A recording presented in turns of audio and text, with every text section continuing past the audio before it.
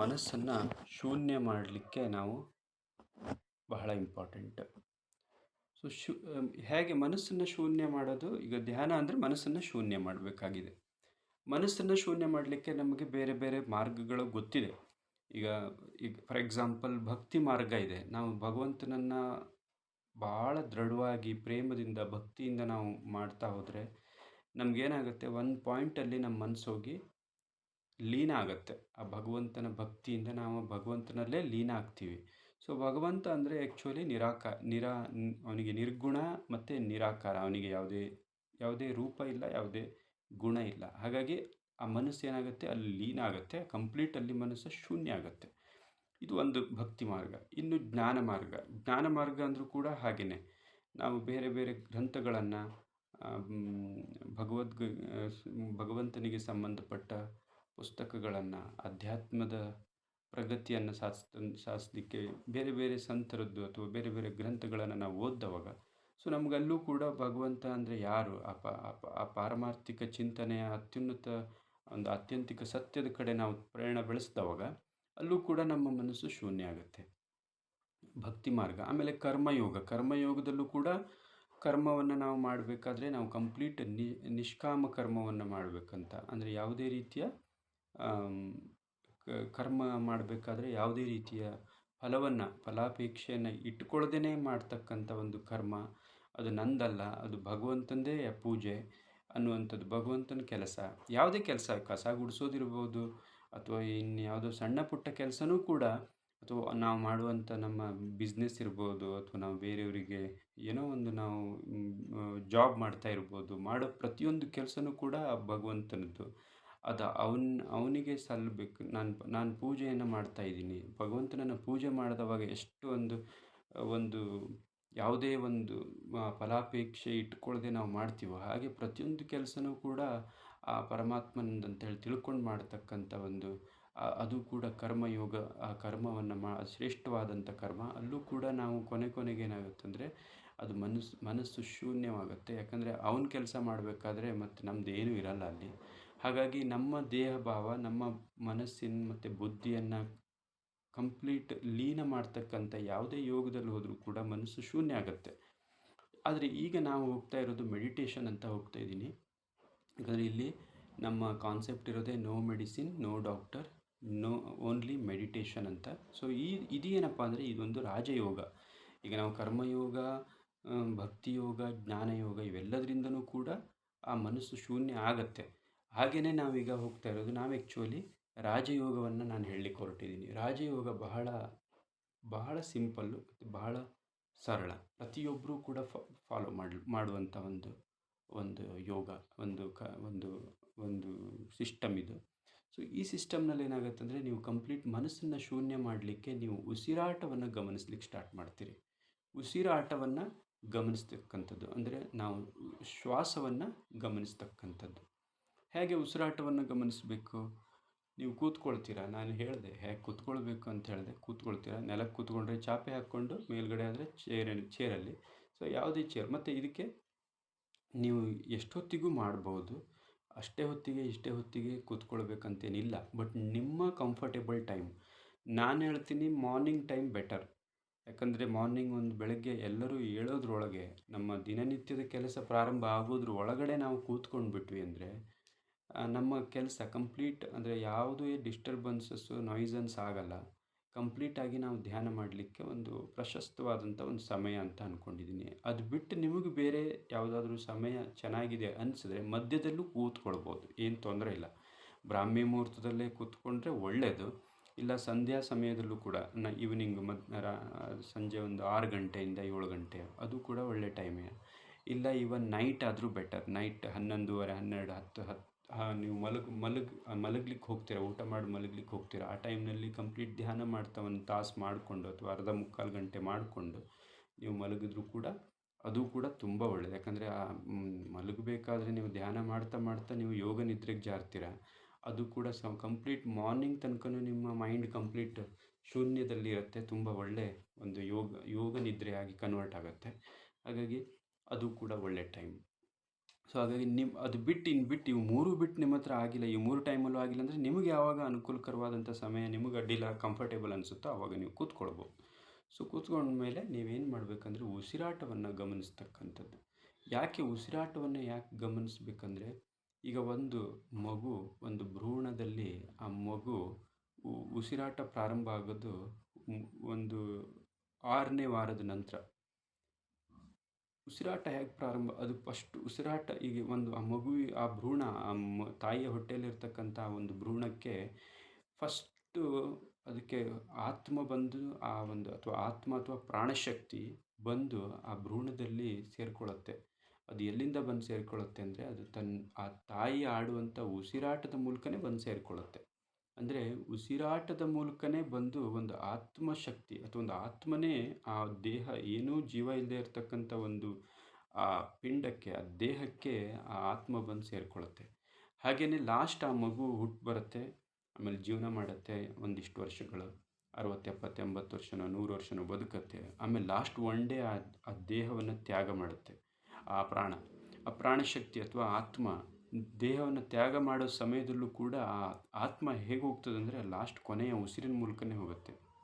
ಹೀಗಾಗಿ ಉಸಿರಾಟ ಬಹಳ ಮುಖ್ಯ.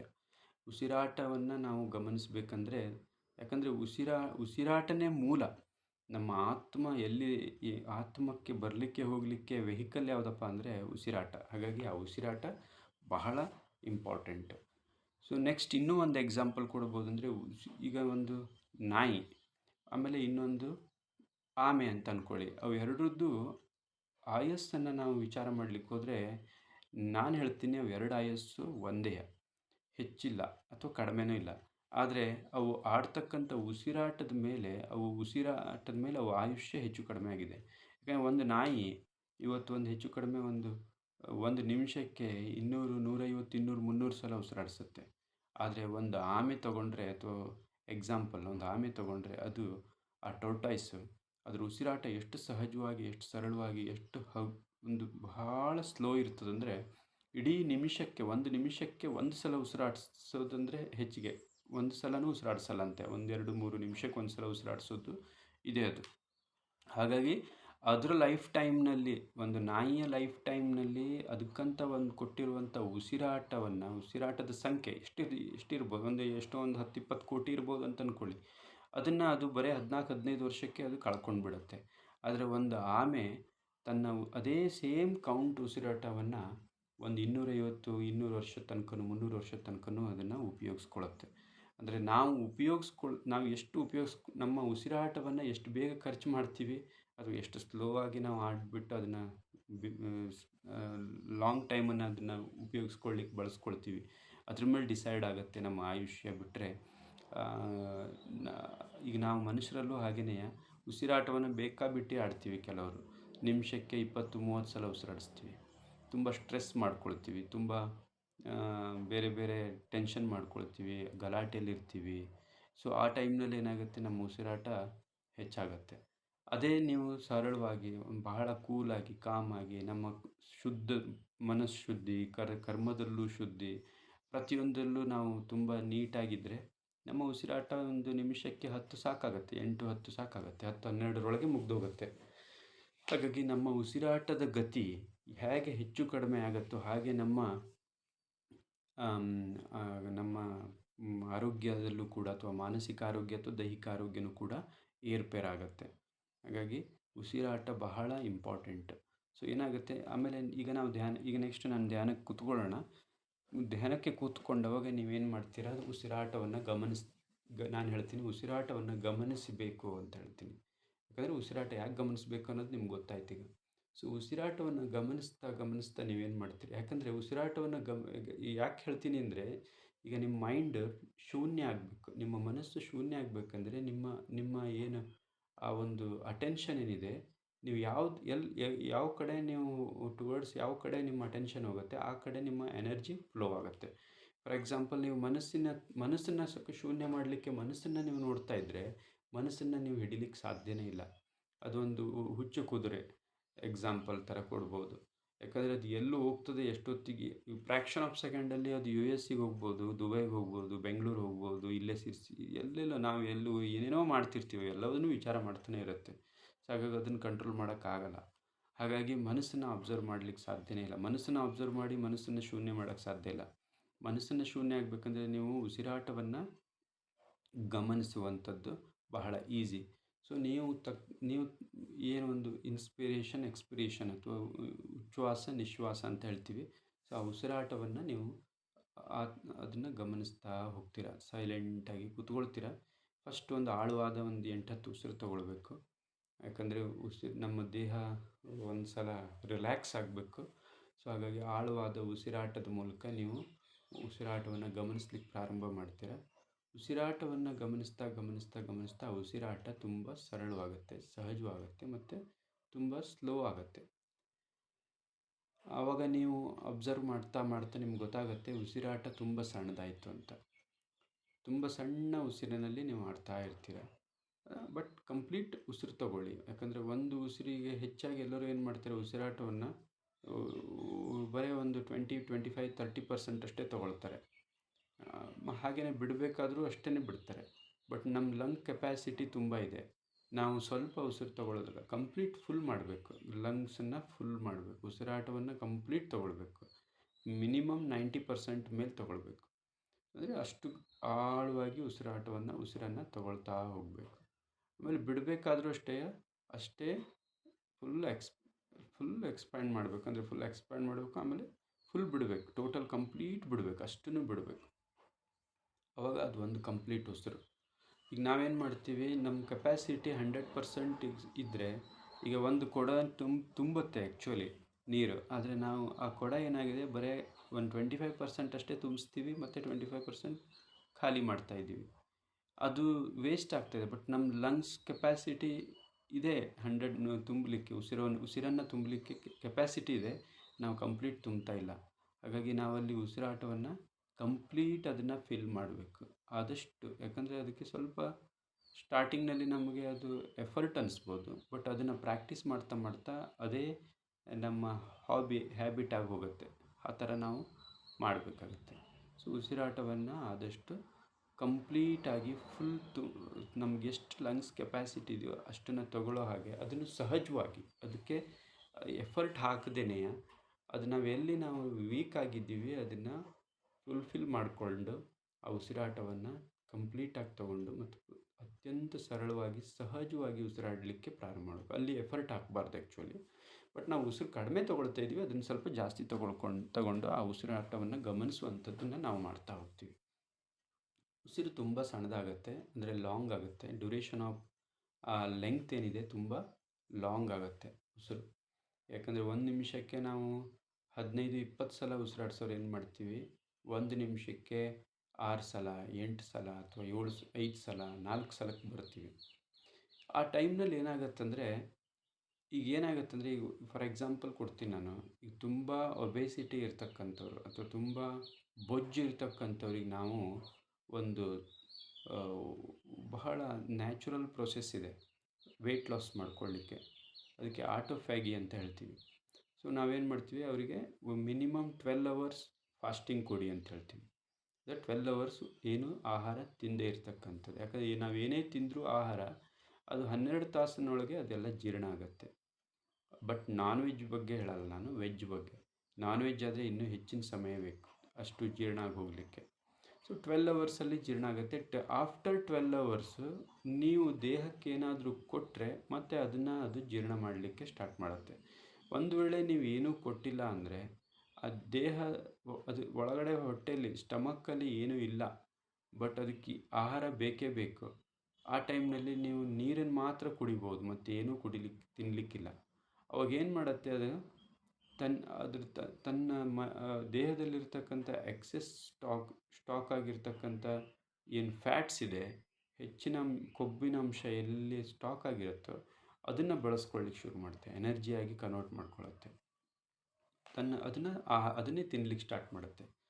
ಈಗ ನಾವೇನು ಮಾಡ್ತೀವಿ, ನಮಗೆ ತಾಳ್ಮೆ ಇಲ್ಲ, ನಮ್ಗೆ ಸ್ವಲ್ಪ ಹಸಿವೆ ಆಗಲಿಕ್ಕಿಲ್ಲ, ಸ್ವಲ್ಪ 12 ತಾಸು ಕಡೆಗಿನ ಮಾತು, ಬರೀ ಊಟ ಮಾಡಿ ಏನೋ ತಿಂಡಿ ಒಂದು 3 ತಾಸು ಆಗಿರಲ್ಲ ಮತ್ತೊಂದು ಸಲ ಚಹಾ ಬಿಸ್ಕೆಟು ಅಥವಾ ಇನ್ನೇನೋ ಡ್ರೈ ಫ್ರೂಟ್ಸು ಆಮೇಲೆ ಒಂದಾದ್ಮೇಲೆ ಒಂದು ಬಾಯಲ್ಲಿ ಹಾಕ್ಕೊಳ್ತಾ ಇರ್ತೀವಿ. ಸೊ ಹೀಗಾಗಿ ಅದು ಆಟೋಫ್ಯಾಗಿಯಲ್ಲಿ ಏನಾಗುತ್ತೆ ಆಗಲ್ಲ. ಅಂದರೆ ಅದು ಆಲ್ರೆಡಿ ಸ್ಟಾಕ್ ಇರುವಂಥ ಕೊಬ್ಬುಗಳನ್ನು ಬಳಸ್ಕೊಳ್ಳಿಕ್ಕೆ ನಾವು ಆಪರ್ಚುನಿಟಿ ಅದಕ್ಕೆ ಕೊಡ್ತಾ ಇಲ್ಲ, ಅದಕ್ಕೆ ಸಿಗ್ತಾನೆ ಇಲ್ಲ, ಅವಕಾಶನೇ ಸಿಗ್ತಾ ಇಲ್ಲ. ಹಾಗಾಗಿ ಅದು ಹೆಚ್ಚಿಗೆ ಆಗ್ತಾ ಇದೆ, ಒಬೆಸಿಟಿ ಜಾಸ್ತಿ ಆಗ್ತಾ ಇದೆ. ಬಟ್ 12 ಅವರ್ಸ್ ಆಫ್ಟರ್ 12 ಅವರ್ಸ್ ನೀವು ಏನೂ ತಿಂದಿಲ್ಲ ಅಂತ ಹೇಳಿದ್ರೆ ನೀವು ಎಷ್ಟು ಹೊತ್ತು ಅದಕ್ಕೆ ನೀವು ಕೊಡ್ತೀರ ಅದು ಬೋನಸ್. ನೀವು ಒಂದು ಆಫ್ಟರ್ 12 ಅವರ್ಸ್ ಒಂದು 2-3 ತಾಸು ನೀವು ಜಸ್ಟ್ ವಾಟ್ರನ್ನಷ್ಟೇ ಕುಡಿತಾ ಇದ್ದರೆ ನಿಮ್ಮ ದೇಹದಲ್ಲಿರ್ತಕ್ಕಂಥ ಎಲ್ಲೆಲ್ಲಿ ಎಕ್ಸೆಸ್ ಫ್ಯಾಟ್ಸ್ ಇದೆ, ಕೊಲೆಸ್ಟ್ರಾಲ್, ಬ್ಯಾಡ್ ಕೊಲೆಸ್ಟ್ರಾಲ್ ಇದಾವೆ ಎಲ್ಲನೂ ಕೂಡ ಅದು ತಾನೇ ಆಟೋಮೆಟಿಕ್ಕಾಗಿ ಅದನ್ನು ತಿನ್ಲಿಕ್ಕೆ ಸ್ಟಾರ್ಟ್ ಮಾಡುತ್ತೆ, ಖಾಲಿ ಮಾಡಿಬಿಡುತ್ತದೆ. ಏನೂ ಇರಲ್ಲ. ಒನ್ ಡೇ ಸಮ್ ಡೇಸ್ ಒಂದು 15-20 ಡೇಸಲ್ಲಿ ಒಂದು ಮಂತ್ ನಂತರ ನೀವು ಆಲ್ಮೋಸ್ಟ್ ನಿಮ್ಮ ವೆಯ್ಟ್ ಲಾಸ್ ಆಗ್ತಾ ಹೋಗುತ್ತೆ. ಹಾಗೇನೇ ನಾ ಯಾಕೆ ಅದನ್ನು ಎಕ್ಸಾಂಪಲ್ ತೊಗೊಂಡೆ ಅಂದರೆ ಈ ಉಸಿರಾಟನೂ ಹಾಗೆಯೇ. ನೀವು ಉಸಿರಾಟವನ್ನು ಕಂಪ್ಲೀಟಾಗಿ ಸೆಳೆದು ಮಾಡ್ತಾ ಹೋದರೆ, ತುಂಬ ಸರಳವಾಗಿ ಸಹಜವಾಗಿ ಉಸಿರಾಡ್ತಾ ಹೋದರೆ ನಮ್ಮ ದೇಹಕ್ಕೆ ಒಂದಿಷ್ಟು ಪ್ರಾಣಶಕ್ತಿ ಬೇಕೇ ಬೇಕು. ಆ ಪ್ರಾಣ ಅಥವಾ ಪ್ರಾಣಶಕ್ತಿ ಅಂತ ಹೇಳ್ತೀವಿ, ಅದು ಬರೋದು ನಾವು ಆಡುವಂಥ ಉಸಿರಾಟದಲ್ಲಿ ಇರ್ತಕ್ಕಂಥ ಆಕ್ಸಿಜನ್ ಮೂಲಕ. ನಮ್ಮ ಆಕ್ಸಿಜನ್ ಯಾವಾಗ ಸರಿಯಾಗಿ ಸಿಗ್ತಾ ಇರುತ್ತೆ, ಸಫಿಷಿಯೆಂಟ್ ಸಿಗ್ತಾ ಇರುತ್ತೆ, ಆ ಪ್ರಾಣಶಕ್ತಿನೂ ಕೂಡ ನಮ್ಮ ದೇಹಕ್ಕೆ ಸಿಗ್ತಾ ಇರುತ್ತೆ. ಬಟ್ ನಾವಲ್ಲಿ ಅನ್ಹೆಲ್ದಿಯಾಗಿ ಉಸಿರಾಡಿಸ್ತಾ ಇದ್ದೀವಿ, ಬಟ್ ಅನ್ಹೆಲ್ದಿಯಾಗಿ ಬರ್ತಾ ಇದೆ. ಬಟ್ ನಾವು ಹೆಲ್ದಿಯಾಗಿ ಉಸಿರಾಟ ಮಾಡಿದವಾಗ ಉಸಿರಾಟ ತುಂಬ ಸಣ್ಣದಾಗತ್ತೆ. ತುಂಬ ಸಣ್ಣದಾದವಾಗ ಏನಾಗುತ್ತೆ, ಆ ವಾಯು ಅಥವಾ ಪ್ರಾಣವಾಯು ಅಂದರೆ ಆಕ್ಸಿಜನ್, ಆ ಪ್ರಾಣವಾಯು ಬರ್ತಾ ಇರುವಂಥ ಪ್ರಾಣವಾಯು ಕಡಿಮೆ ಆಗ್ತಾ ಇದೆ. ಅವಾಗ ಪ್ರಾಣಶಕ್ತಿ ಕೂಡ ಒಳಗಡೆ ಅದು ಬರಲೇಬೇಕದು. ಆ ಪ್ರಾಣಶಕ್ತಿ ಬರಲಿಕ್ಕೆ ಆಗ್ತಾ ಇಲ್ಲ. ಅಷ್ಟು ಪ್ರಮಾಣದಲ್ಲಿ ಪ್ರಾಣವಾಯು ಅಂದರೆ ಆ ಆಕ್ಸಿಜನ್ ಬರದೆ ಉಸಿರಾಟವನ್ನು ಕಡಿಮೆ ಮಾಡಿದ್ದಕ್ಕೆ ಆ ಪ್ರಾಣವಾಯು ಬರ್ತಾ ಇಲ್ಲ. ಬಟ್ ಪ್ರಾಣವಾಯು ಬರದೇ ಇರೋದಕ್ಕೆ ಕಡಿಮೆ ಆಗ್ತಾ ಇದೆ. ಸೊ ಹಾಗೆ ಪ್ರಾಣಶಕ್ತಿ ಕೂಡ ಕಡಿಮೆ ಆಗ್ತಾ ಇರುತ್ತೆ. ಆ ಟೈಮ್ನಲ್ಲಿ ಒಂದು ಕೆಲಸ ಆಗುತ್ತೆ, ಅಲ್ಲಿ ತುಂಬ ಇಂಪಾರ್ಟೆಂಟ್ ಟರ್ನಿಂಗ್ ಪಾಯಿಂಟ್ ಇದು. ಸೊ ಅಲ್ಲಿ ಏನಾಗುತ್ತೆ ಅಂದರೆ ಸಬ್ಕಾನ್ಷಿಯಸ್ ಮೈಂಡ್ ಏನಾಗುತ್ತೆ ಆಟೋಮೆಟಿಕ್ಕಾಗಿ ಆ್ಯಕ್ಟಿವೇಟ್ ಆಗುತ್ತೆ. ಸೊ ಈ ಸಹಸ್ರಾರ ಚಕ್ರ ಅಂತ ನಾವು ಹೇಳ್ತೀವಿ. ಚಕ್ರದಲ್ಲಿ ಕುಂಡಲಿನಿ ಇದರಲ್ಲಿ 7 ಚಕ್ರಗಳನ್ನು ನಾವು ಕೇಳಿದ್ದೀವಿ. ಆದರೆ ಈಗೇನಾಗುತ್ತೆ ಅಂದರೆ ಈ ಸಹಸ್ರಾರ ಏನಾಗುತ್ತೆ, ಇದು ಓಪನ್ ಆಗುತ್ತೆ. ಆ ಸ್ಥಿತಿಯನ್ನು ತಲುಪಲಿಕ್ಕೆ ನಿಮಗೊಂದಿಷ್ಟು ದಿವಸಗಳು ಬೇಕಾಗ್ಬೋದು. ಬಟ್ ಅದನ್ನು ನೀವು ಆ ಸ್ಥಿತಿ ತಲುಪ್ತೀರಾ ಅಂದರೆ ಆ ಉಸಿರಾಟ ತುಂಬ ಸಣ್ಣ ಉಸಿರಾಟ ಆಡಬೇಕಾದ್ರೆ ನಿಮ್ಮ ಆಟೋಮೆಟಿಕ್ಕಾಗಿ ನಿಮ್ಮ ಮನಸ್ಸು ಶೂನ್ಯ ಆಗುತ್ತೆ. ಯಾವಾಗ ನಿಮ್ಮ ಥಾಟ್ಲೆಸ್ ಸ್ಟೇಟಿಗೆ ಹೋಗ್ತೀರಿ, ನಿಮ್ಮ ಮನಸ್ಸು ಕಂಪ್ಲೀಟ್ ಝೀರೋ ಆಗುತ್ತೆ. ಆವಾಗ ನಿಮ್ಮ ಉಸಿರಾಟದಲ್ಲಿ ನಿಮ್ಮ ಆಕ್ಸಿಜನ್ನು ಕಡಿಮೆ ಆಗ್ತಾ ಇದೆ. ಆಕ್ಸಿಜನ್ ತಗೊಳ್ಳೋ ಉಸಿರಾಟ ಕಡಿಮೆ ಆಗ್ತಾ ಇದ್ದಾಗ ಪ್ರಾಣವಾಯು ಕಡಿಮೆ ಆಗ್ತಾ ಇದೆ. ಪ್ರಾಣವಾಯು ಜೊತೆಯಲ್ಲಿ ಏನು ಪ್ರಾಣಶಕ್ತಿ ಬರಬೇಕಾಗಿತ್ತೋ ಆ ಒಂದು ಎನರ್ಜಿ ಬರ್ತಾ ಇಲ್ಲ. ಸೊ ಆ ಟೈಮ್ನಲ್ಲಿ ಆಟೋಮೆಟಿಕ್ಕಾಗಿ ಆ ಒಂದು ಸಬ್ಕಾನ್ಷಿಯಸ್ ಮೈಂಡ್ ಆಟೋಮೆಟಿಕ್ಕಾಗಿ ತನ್ನ ಸಹಸ್ರಾರ ಚಕ್ರವನ್ನು ಓಪನ್ ಮಾಡೋದ್ರ ಮೂಲಕ ಆ ಶಕ್ತಿ ಏನು ಬೇಕಾಗಿದೆಯೋ 1 ಅವರ್ ದ ಅದರ್ ವೇ ಆ ಪ್ರಾಣಶಕ್ತಿ ನಮ್ಮ ದೇಹಕ್ಕೆ ಬೇಕು. ಸೊ ಅದು ಉಸಿರಾಟದಲ್ಲಿ ಬರ್ತಾ ಇಲ್ಲ ಅಂದರೆ ಆಟೋಮೆಟಿಕ್ಕಾಗಿ ಅದು ತನ್ನ ಸಹಸ್ರಾರದ ಮೂಲಕ ಆ ಪ್ರಾಣಶಕ್ತಿಯನ್ನು ಆ ದೇಹಕ್ಕೆ ತಗೊಳ್ಳಿಕ್ಕೆ ಪ್ರಾರಂಭ ಮಾಡುತ್ತೆ. ಆ ದೇಹಕ್ಕೆ ಬೇಕು, ಆ ದೇಹಕ್ಕೆ ಬೇಕಾದಂಥ ಪ್ರಾಣಶಕ್ತಿ ಆ ಪ್ರಾಣವಾಯು ಮೂಲಕ ಬರ್ತಾ ಇಲ್ಲ. ಸೊ ಪ್ರಾಣಶಕ್ತಿಯನ್ನು ಸಹಸ್ರಾರದ ಮೂಲಕ ನೇರವಾಗಿ ತಗೊಳ್ಳಿಕ್ಕೆ ಪ್ರಾರಂಭ ಮಾಡುತ್ತೆ. ಅವಾಗ ಏನು ಆಗತ್ತಂದರೆ ಅದು ನಿಜವಾದ ಒಂದು ಅಲ್ಲಿ ಪ್ರಾರಂಭ ಆಗುತ್ತೆ ನಮ್ಮದು ನಿಜವಾಗಿಯೂ. ಸೊ ನಮ್ಮ ಕಂಪ್ಲೀಟ್ ಕುಂಡಲಿನಿ ಆ್ಯಕ್ಟಿವೇಟ್ ಆಗುತ್ತೆ. ಆ ಒಂದು ಕಾಸ್ಮಿಕ್ ಎನರ್ಜಿ ಬರ್ತಾ ಇದ್ದಂಗೆ ಸಹಸ್ರಾರದ ಮೂಲಕ ನಮ್ಮ ಉಸಿರಾಟ ಆಲ್ಮೋಸ್ಟ್ ನಿಂತ್ಕೊಂಡು ಬಿಡುತ್ತೆ. ಆ ಸ್ಟೇಟಲ್ಲಿ ಗೊತ್ತಾಗಲ್ಲ ನಮಗೆ. ಆ ಟೈಮ್ನಲ್ಲಿ ಆಟೋಮೆಟಿಕ್ಕಾಗಿ ನಮ್ಮ ಉಸಿರಾಟ ಆ ಫೈನ್ ಟೈಮಲ್ಲಿ ನಮ್ಗೆ ಗೊತ್ತಾಗೋದಿಲ್ಲ, ನಾವು ಅಲ್ಲಿ ಇರಲ್ಲ. ಯಾಕಂದರೆ ನಮ್ಮ ಮನಸ್ಸು ಶೂನ್ಯ ಆಗಿರುತ್ತೆ. ಆ ಟೈಮ್ನಲ್ಲಿ ನಮ್ಮ ಥಾಟ್ ಕಂಪ್ಲೀಟ್ ಝೀರೋ ಆಗಿರುತ್ತೆ, ನಮ್ಮ ಮನಸ್ಸು ಕಂಪ್ಲೀಟ್ ಝೀರೋ ಆಗಿರುತ್ತೆ. ಅದು ಉಸಿರಾಟ ಆಡೋದು ನಮ್ಗೆ ಗೊತ್ತಾಗ್ತಾ ಇರಲ್ಲ. ಆ ಟೈಮ್ನಲ್ಲಿ ನಮ್ಮ ಆ ಒಂದು ಎನರ್ಜಿ ಏನಿದೆ, ಆ ಒಂದು ಪ್ರಾಣಶಕ್ತಿ ಏನಿದೆ ನಮ್ಮ ದೇಹಕ್ಕೆ ಬರಲಿಕ್ಕೆ ಸ್ಟಾರ್ಟ್ ಆಗುತ್ತೆ. ಆ ಪ್ರಾಣಶಕ್ತಿ ಯಾವಾಗ ಬರುತ್ತೆ, ಅಲ್ಲಿಂದ ನಮ್ಮ ನರನಾಡಿಗಳಲ್ಲಿರ್ತಕ್ಕಂಥ ಯಾವುದೇ ಬ್ಲಾಕೇಜ್ಗಳಿರ್ಬೋದು, ಅದೇ ಹೇಳ್ತಾ ಇದ್ದೀನಿ ನಾನು. ಆ ಬ್ಲಾಕೇಜ್ ಯಾಕೆ ಆಗ್ತಾ ಇದೆ ಅಂದರೆ ಕರ್ಮಗಳು, ನಮ್ಮ ಪೂರ್ವ ಪ್ರಾರಬ್ಧ ಕರ್ಮಗಳೇನಿದೆ, ಸೊ ಆ ಕರ್ಮಗಳು ನಮ್ಮ ನರನಾಡಿಗಳನ್ನು ನಾಡಿ ಬ್ಲಾಕೇಜಲ್ಲಿ ಆಗಿರುತ್ತೆ. ಆ ನಾಡಿ ಎಲ್ಲೆಲ್ಲಿ ಬ್ಲಾಕೇಜ್ ಇದೆಯೋ ಅಲ್ಲಿ ನಮಗೆ ಆ ದೇಹದ ಮೇಲೆ ಸಂಬಂಧಪಟ್ಟ ಅನಾರೋಗ್ಯಗಳು ಬರ್ತಾ ಇರ್ತದೆ. ಅಥವಾ ನಮಗೆ ಮನಸ್ಸಿಗೆ ಸಂಬಂಧಪಟ್ಟ ಡಿಸ್ಟ್ರ್ಯಾಕ್ಷನ್ಸು, ಒಂಥರ ಡಿಪ್ರೆಷನಿಗೆ ಹೋಗಿರ್ತೀವಿ, ಅಥವಾ ಒಂದಿಷ್ಟು ಸ್ಲೀಪ್ಲೆಸ್ನೆಸ್, ನಿದ್ರೆ ಬೀಳ್ತಾ ಇರಲ್ಲ, ಆಂಗ್ಸೈಟಿ, ಪ್ರತಿಯೊಂದಕ್ಕೂ ಸಿಟ್ಟುಗಳು, ಮನೆಯಲ್ಲಿ ಮನಸ್ತಾಪಗಳು, ಬೇರೆ ಬೇರೆ ಈ ಸಮಸ್ಯೆಗಳು, ಒಂದಕ್ಕೊಂದು ಸಮಸ್ಯೆ ಜಾಸ್ತಿ ಆಗ್ತಾ ಹೋಗಿರುತ್ತೆ. ಅದೇ ಥರ ನಮ್ಮ ಆರೋಗ್ಯದಲ್ಲೂ ಕೂಡ ಬಿ ಪಿ, ಡಯಾಬಿಟಿಸು, ಕ್ಯಾನ್ಸರು, ಇನ್ಯಾವ್ಯಾವುದು ಆಟೋಇಮ್ಯೂನ್ ಡಿಸಾರ್ಡರ್ಸು, ಬೇರೆ ಬೇರೆ ನೋವುಗಳು, ಮೈಯಲ್ಲಿರ್ತಕ್ಕಂಥ ಯಾವ್ಯಾವ ಕಾಯಿಲೆ ಇದೆಯೋ ಇವೆಲ್ಲವನ್ನೂ ಕೂಡ ಈ ಒಂದು ಕಾಸ್ಮಿಕ್ ಎನರ್ಜಿ ಒಳಗಡೆ ಎಂಟ್ರಿ ಆಗಬೇಕಾದ್ರೆ ಆ ಬ್ಲಾಕೇಜ್ ಎಲ್ಲ ಓಪನ್ ಆಗುತ್ತೆ. ಆ ಬ್ಲಾಕೇಜ್ ಓಪನ್ ಆಗ್ತಾ ಇದ್ದವಾಗೆ ನಾವು ಕಂಪ್ಲೀಟ್ ಏನಾಗುತ್ತೆ ಅಂದರೆ ನಮ್ಮ ಆ ಒಂದು ಹೀಲಿಂಗ್ ಸ್ಟಾರ್ಟ್ ಆಗುತ್ತೆ. ಆ ಹೀಲಿಂಗ್ ಆಟೋಮೆಟಿಕ್ಕಾಗಿ ಸ್ಟಾರ್ಟ್ ಆಗುತ್ತೆ. ಯಾಕಂದರೆ ಮೇನ್ ಈಗ ನಾವು ಫಾರ್ ಎಕ್ಸಾಂಪಲ್ ನಾವೊಂದು ಒಂದು ಒಂದು ಅಗ್ನಿಕುಂಡ ಮಾಡ್ತೀವಿ. ಅಗ್ನಿಕುಂಡಕ್ಕೆ ಅಥವಾ ಹೋಮ, ಆ ಅಗ್ನಿಕುಂಡಕ್ಕೆ, ಹೋಮ ಅಂದರೆ ಅಗ್ನಿಕುಂಡಕ್ಕೆ ನಾವೇನು ಮಾಡ್ತೀವಿ, ಕೆಲವೊಂದು ದ್ರವ್ಯಗಳನ್ನು ಹಾಕ್ತೀವಿ. ಒಂದಿಷ್ಟು ಹಲಸಿನ ಚಕ್ಕೆ, ಒಂದಿಷ್ಟು ಬೇರೆ ಬೇರೆ ದ್ರವ್ಯಗಳನ್ನು ಹಾಕ್ತೀವಿ. ಯಾವಾಗ ಅಗ್ನಿಕುಂಡದಲ್ಲಿ ಅದು ಹಾಕ್ತಾ ಇದ್ದಂಗೆ ಅದು ಸುಟ್ಟು ಭಸ್ಮ ಆಗಿ ಹೋಗುತ್ತೋ ಅಲ್ಲೇನು ಆಮೇಲೆ ಅದ್ರ ಉಳಿಯಲ್ಲ, ಅದು ಜೀರೋ, ಅದು ಕಾಣಲ್ಲ, ಗೊತ್ತಾಗಲ್ಲ. ಅದು ಫ್ಲೇಮ್ ಬರ್ತಾ ಇದ್ದವಾಗ ಅದರದ್ದು ಹೊಗೆ ಬರ್ತಾ ಇದೆ ಅಂದರೆ ಅದು ಯಾವುದ್ರ ಹೊಗೆ ಅಂತಲೂ ಗೊತ್ತಾಗಲ್ಲ, ಒಟ್ಟು ಸುಟ್ಟು ಭಸ್ಮ ಆಗಿ ಹೋಗ್ತಾ ಇರುತ್ತೆ. ಹಾಗೆಯೇ ಯಾವಾಗ ಕಾಸ್ಮಿಕ್ ಎನರ್ಜಿ, ಆ ಪ್ರಾಣಶಕ್ತಿ ಸಹಸ್ರಾರದ ಮೂಲಕ ಹೇರಳವಾಗಿ ಅದು ನಮ್ಮ ಒಳಗಡೆ ಇಳಿಬೇಕಾದ್ರೆ ಒಂದು ರೀತಿಯ ಆ ಅಗ್ನಿಯನ್ನು ಅಥವಾ ಹೋಮವನ್ನು ನಾವು ನಮ್ಮ ಒಳಗಡೆ ಹಾಕಿದಂಗೆಯೇ ಅಲ್ಲಿ ಏನೇ ಇರ್ಬೋದು, ಮಾನಸಿಕ ಆರೋಗ್ಯ ಸಮಸ್ಯೆ ಇರ್ಬೋದು, ದೈಹಿಕ ಆರೋಗ್ಯ, ಯಾವುದೇ ರೀತಿಯ ದೇಹದ ಸಂಬಂಧಪಟ್ಟ ಆರೋಗ್ಯ ಸಮಸ್ಯೆಗಳಿರ್ಬೋದು, ಅಥವಾ ಇನ್ಯಾವುದೇ ರೀತಿಯ ಬೇರೆ ಬೇರೆ ರೀತಿಯ ಕರ್ಮಗಳು, ಪ್ರಾರಬ್ಧ ಕರ್ಮದಿಂದ ಇವತ್ತೇನು ಅನುಭವಿಸ್ತಾ ಇದ್ದೀವೋ ಸಮಸ್ಯೆಗಳು, ಅವೆಲ್ಲವೂ ಕೂಡ ಸುಟ್ಟು ಭಸ್ಮ ಆಗೋಗುತ್ತೆ. ಸೊ ಆವಾಗ ಕಂಪ್ಲೀಟ್ ಹೀಲಿಂಗ್, ಅದು ಹೀಲಿಂಗ್. ಅಲ್ಲಿ ನಿಮಗೆ, ನಿಮ್ಮ ಮನಸ್ಸು ಶೂನ್ಯ ಆಗಿರುತ್ತೆ, ನಿಮ್ಗೆ ಗೊತ್ತಾಗಲ್ಲ, ಬಟ್ ತುಂಬ ಬ್ಲಿಸ್ಫುಲ್ ಫೀಲ್ ಆಗ್ತಾ ಇರುತ್ತೆ, ನಿಮಗೆ ತುಂಬ ಆನಂದವಾಗ ಒಂದು ಒಂದು ಕ್ಷಣವನ್ನು ಏರ್ಪಡುತ್ತೆ. ಸೊ ಹಾಗಾಗಿ ಕೆಲವರಿಗೆ ಧ್ಯಾನ ಮಾಡಬೇಕಾದ್ರೆ ಅನಿಸ್ಬೋದು, 1 ತಾಸುಗಟ್ಟಲೆ ಧ್ಯಾನ ಆಗಿರುತ್ತೆ, ಬಟ್ ಎದ್ದವಾಗ ನಾನೊಂದು 5 ನಿಮಿಷ ಅಷ್ಟೇ ಕೂತಿದ್ದೀನೇನೋ ಅಂತ ಅನಿಸುತ್ತೆ, ಏನೋ ಒಂದು 5-10 ನಿಮಿಷ ಆಗಿರಬೇಕೇನೋ ಅಂತ ಅಂದ್ಕೊಂಡಿರ್ತಾರೆ. ಬಟ್ ನೋಡಿದರೆ, ಟೈಮ್ ನೋಡಿದ್ರೆ 1-1.5 ತಾಸು ಆಗಿರುತ್ತೆ, ಅಥವಾ 2 ತಾಸು, 3 ತಾಸು ಆ ಥರ ಗೊತ್ತಾಗತ್ತೆ. ಅಷ್ಟೆಲ್ಲ ಹೊತ್ತು ಕೂತ್ಕೊಂಡ್ಬಿಟ್ನ ನಾನು, ನಂಗೆ ಗೊತ್ತೇ ಆಗಿಲ್ಲಲ್ಲ ಇಷ್ಟೆಲ್ಲ ಹೊತ್ತು ಕೂತ್ಕೊಂಡಿದ್ದೆ ಅಂತ ಹೇಳಿ ಅಂದ್ಕೊಳ್ತಾರೆ. ಅದು ಕಾರಣ ಏನಂದರೆ ಅವರು ಅದು ನಿಜವಾದ ಒಂದು ಮೆಡಿಟೇಷನ್ ಸ್ಟೇಟ್, ಆ ಸ್ಟೇಟಿಗೆ ಅವರು ರೀಚ್ ಆಗಿದ್ದರು ಅಂತ, ಆ ಸ್ಥಿತಿಯನ್ನು ತಲುಪಿದ್ರು ಅಂತ, ಅಂದರೆ ಅದು ಮೆಡಿಟೇಷನ್ ರಿಯಲ್ ಆಗಿದೆ ಅಂತ ಅರ್ಥ. ಹಾಗಾಗಿ ಈ ಒಂದು ಸ್ಥಿತಿ ನಿರ್ಮಾಣ ಆಗಬೇಕಂದ್ರೆ ನೀವು ಕನಿಷ್ಠ ಮಿನಿಮಮ್ 41 ಡೇಸ್, ಅಥವಾ ಇನ್ನೂ ಹೆಚ್ಚಿಗೆ ಬೇಕಾಗ್ಬೋದು, ಇನ್ನು ಕೆಲವರಿಗೆ ಕಡಿಮೆನೂ ಬೇಕಾಗ್ಬೋದು, ಬಟ್ ಮಿನಿಮಮ್ ಒಂದು ಪ್ರಾಕ್ಟೀಸನ್ನು ನೀವು ಸರಿಯಾಗಿ ಡೈಲಿ ಮಾಡ್ತಾ ಆ ಉಸಿರಾಟವನ್ನು ಗಮನಿಸೋದ್ರ ಮೂಲಕ, ಆ ಭಕ್ತಿಯಿಂದ, ನಾನು ನಿಮ್ಗೆ ಯಾಕೆ ಮಾಡಬೇಕನ್ನೋದು ಗೊತ್ತಾಯಿತು, ಹೆಂಗೆ ಮಾಡಬೇಕನ್ನೋದು ಗೊತ್ತಾಯಿತು. ಸೊ ಈ ರೀತಿಯ ಒಂದು ಸೈಂಟಿಫಿಕಲಿ ಒಂದು ಈ ರೀಸನನ್ನು ನೀವು ಅರ್ಥ ಮಾಡಿಕೊಂಡು ಕರೆಕ್ಟಾಗಿ ನೀವು ಮಾಡಿದ್ರೆ ನೀವು ಕಂಪ್ಲೀಟ್ ಮೆಡಿಟೇಷನ್ನಿಗೆ ಹೋಗ್ತೀರಾ. ಯಾವಾಗ ನೀವು ಮೆಡಿಟೇಷನ್ನಿಗೆ ಹೋಗ್ತೀರಾ, ನಿಮ್ಮ ದೇಹದಲ್ಲಿರ್ತಕ್ಕಂಥ ಯಾವುದೇ ಸಮಸ್ಯೆಗಳಿರ್ಬೋದು, ಮನಸ್ಸಿನ ಸಮಸ್ಯೆ, ಆರ್ಥಿಕ ಸಮಸ್ಯೆಗಳಿರ್ಬೋದು, ಯಾಕಂದರೆ ನಿಮ್ಮ ಕರ್ಮಗಳನ್ನು ನೀವು ನಾಶ ಮಾಡ್ಕೊಳ್ತಾ ಇದ್ದೀರಾ ಇಲ್ಲಿ. ಇದು ಯಾವುದೇ ಮಾಟ ಮಂತ್ರ ಅಲ್ಲ, ಯಾವುದೇ ನೀವು ಜ್ಯೋತಿಷ್ಯರ ಹತ್ರ ಹೋಗಬೇಕಾಗಿಲ್ಲ. ಕಷ್ಟ ಬಂದ ಕೂಡಲೇ ಜ್ಯೋತಿಷ್ಯರ ಹತ್ರ ಹೋಗ್ತೀವಿ, ಜಾತಕ ತಗೊಂಡು ಹೋಗ್ತೀವಿ, ಅಥವಾ ಆರೋಗ್ಯದ ಸಮಸ್ಯೆ ಇದ್ದರೆ ಡಾಕ್ಟ್ರ್ ಹತ್ರ ಹೋಗ್ತೀವಿ, ಇವೇನೂ ಬೇಕಾಗಿಲ್ಲ. ನಾನು ನಿಮಗೆ no medicine no doctor, only meditation ಅಂತ ಹೇಳಿದೆ. ಬಟ್ ಇಲ್ಲಿ ಓನ್ಲಿ ಮೆಡಿಸಿನ್ ಮಾತ್ರ ಅಲ್ಲ, ನೀವು ಮೆಡಿಸಿನ್ ಮಾತ್ರ ಸ್ಟಾಪ್ ಮಾಡ್ತಾ ಇಲ್ಲ, ಕಂಪ್ಲೀಟ್ ಸೊಲ್ಯೂಷನ್ ನೀವು ಕೊಡ್ತಾ ಇದ್ದೀರಾ. ನಿಮ್ಮ ದೇಹ ಕಂಪ್ಲೀಟ್ ರಿಲ್ಯಾಕ್ಸ್ ಆಗುತ್ತೆ, ನಿಮ್ಮ ಮನಸ್ಸು ಕಂಪ್ಲೀಟ್ ಮ್ಯಾಚೂರ್ಡ್ ಆಗುತ್ತೆ, ಬುದ್ಧಿ ಮ್ಯಾಚೂರ್ಡ್ ಆಗುತ್ತೆ, ಕಂಪ್ಲೀಟ್ ನಿಮ್ಮ ಆತ್ಮದ ಕಡೆ ನಿಮ್ಮ ಪ್ರಯಾಣ ಸ್ಟಾರ್ಟ್ ಆಗಿರುತ್ತೆ. ನೀವು ಒಂದು ಮ್ಯಾಚೂರ್ಡ್ ಒಂದು ಟ್ರಾನ್ಸ್ಫಾರ್ಮೇಷನ್ ನಿಮ್ಮೊಳಗಡೆ ಪ್ರಾರಂಭ ಆಗುತ್ತೆ, ಒಂದು ಜ್ಞಾನವು ಪ್ರಕಟ ಆಗಲಿಕ್ಕೆ ಸ್ಟಾರ್ಟ್ ಆಗುತ್ತೆ. ಸೊ ಆ ಜ್ಞಾನದಿಂದ ನೀವು ಏನೇ ಕೆಲಸ ಮಾಡಬೇಕಾದ್ರೂ ನಿಮ್ಮ ಸೌಲ್ ಒಳಗಡೆಯಿಂದ ಸ್ಟ್ರಿಕ್ಟಾಗಿ ಹೇಳ್ತಾ ಇರುತ್ತೆ, ಇದು ಸರಿಯಲ್ಲ, ಮಾಡಬೇಡ ಅಂತ, ಅಥವಾ ಇದನ್ನು ಮಾಡು ಅಂತ ನಿಮಗೆ ಒಂದು ಗೈಡಾಗಿ ನಿಮ್ಗೆ ನಿಂತ್ಕೊಳ್ತಾ ಇರುತ್ತೆ.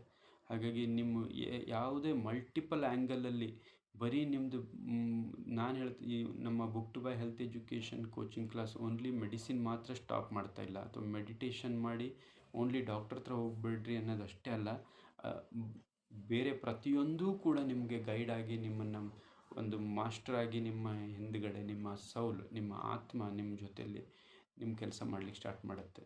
ಸೊ ನೀವೇ ಆತ್ಮ. ಆ್ಯಕ್ಚುಲಿ ನಾವು ನಮ್ಮ ನಮ್ಮ ಆತ್ಮನೇ ನಾವಾಗಿರ್ತೀವಿ, ಬಟ್ ಅದು ತಿಳ್ಕೊಂಡಿರಲ್ಲ.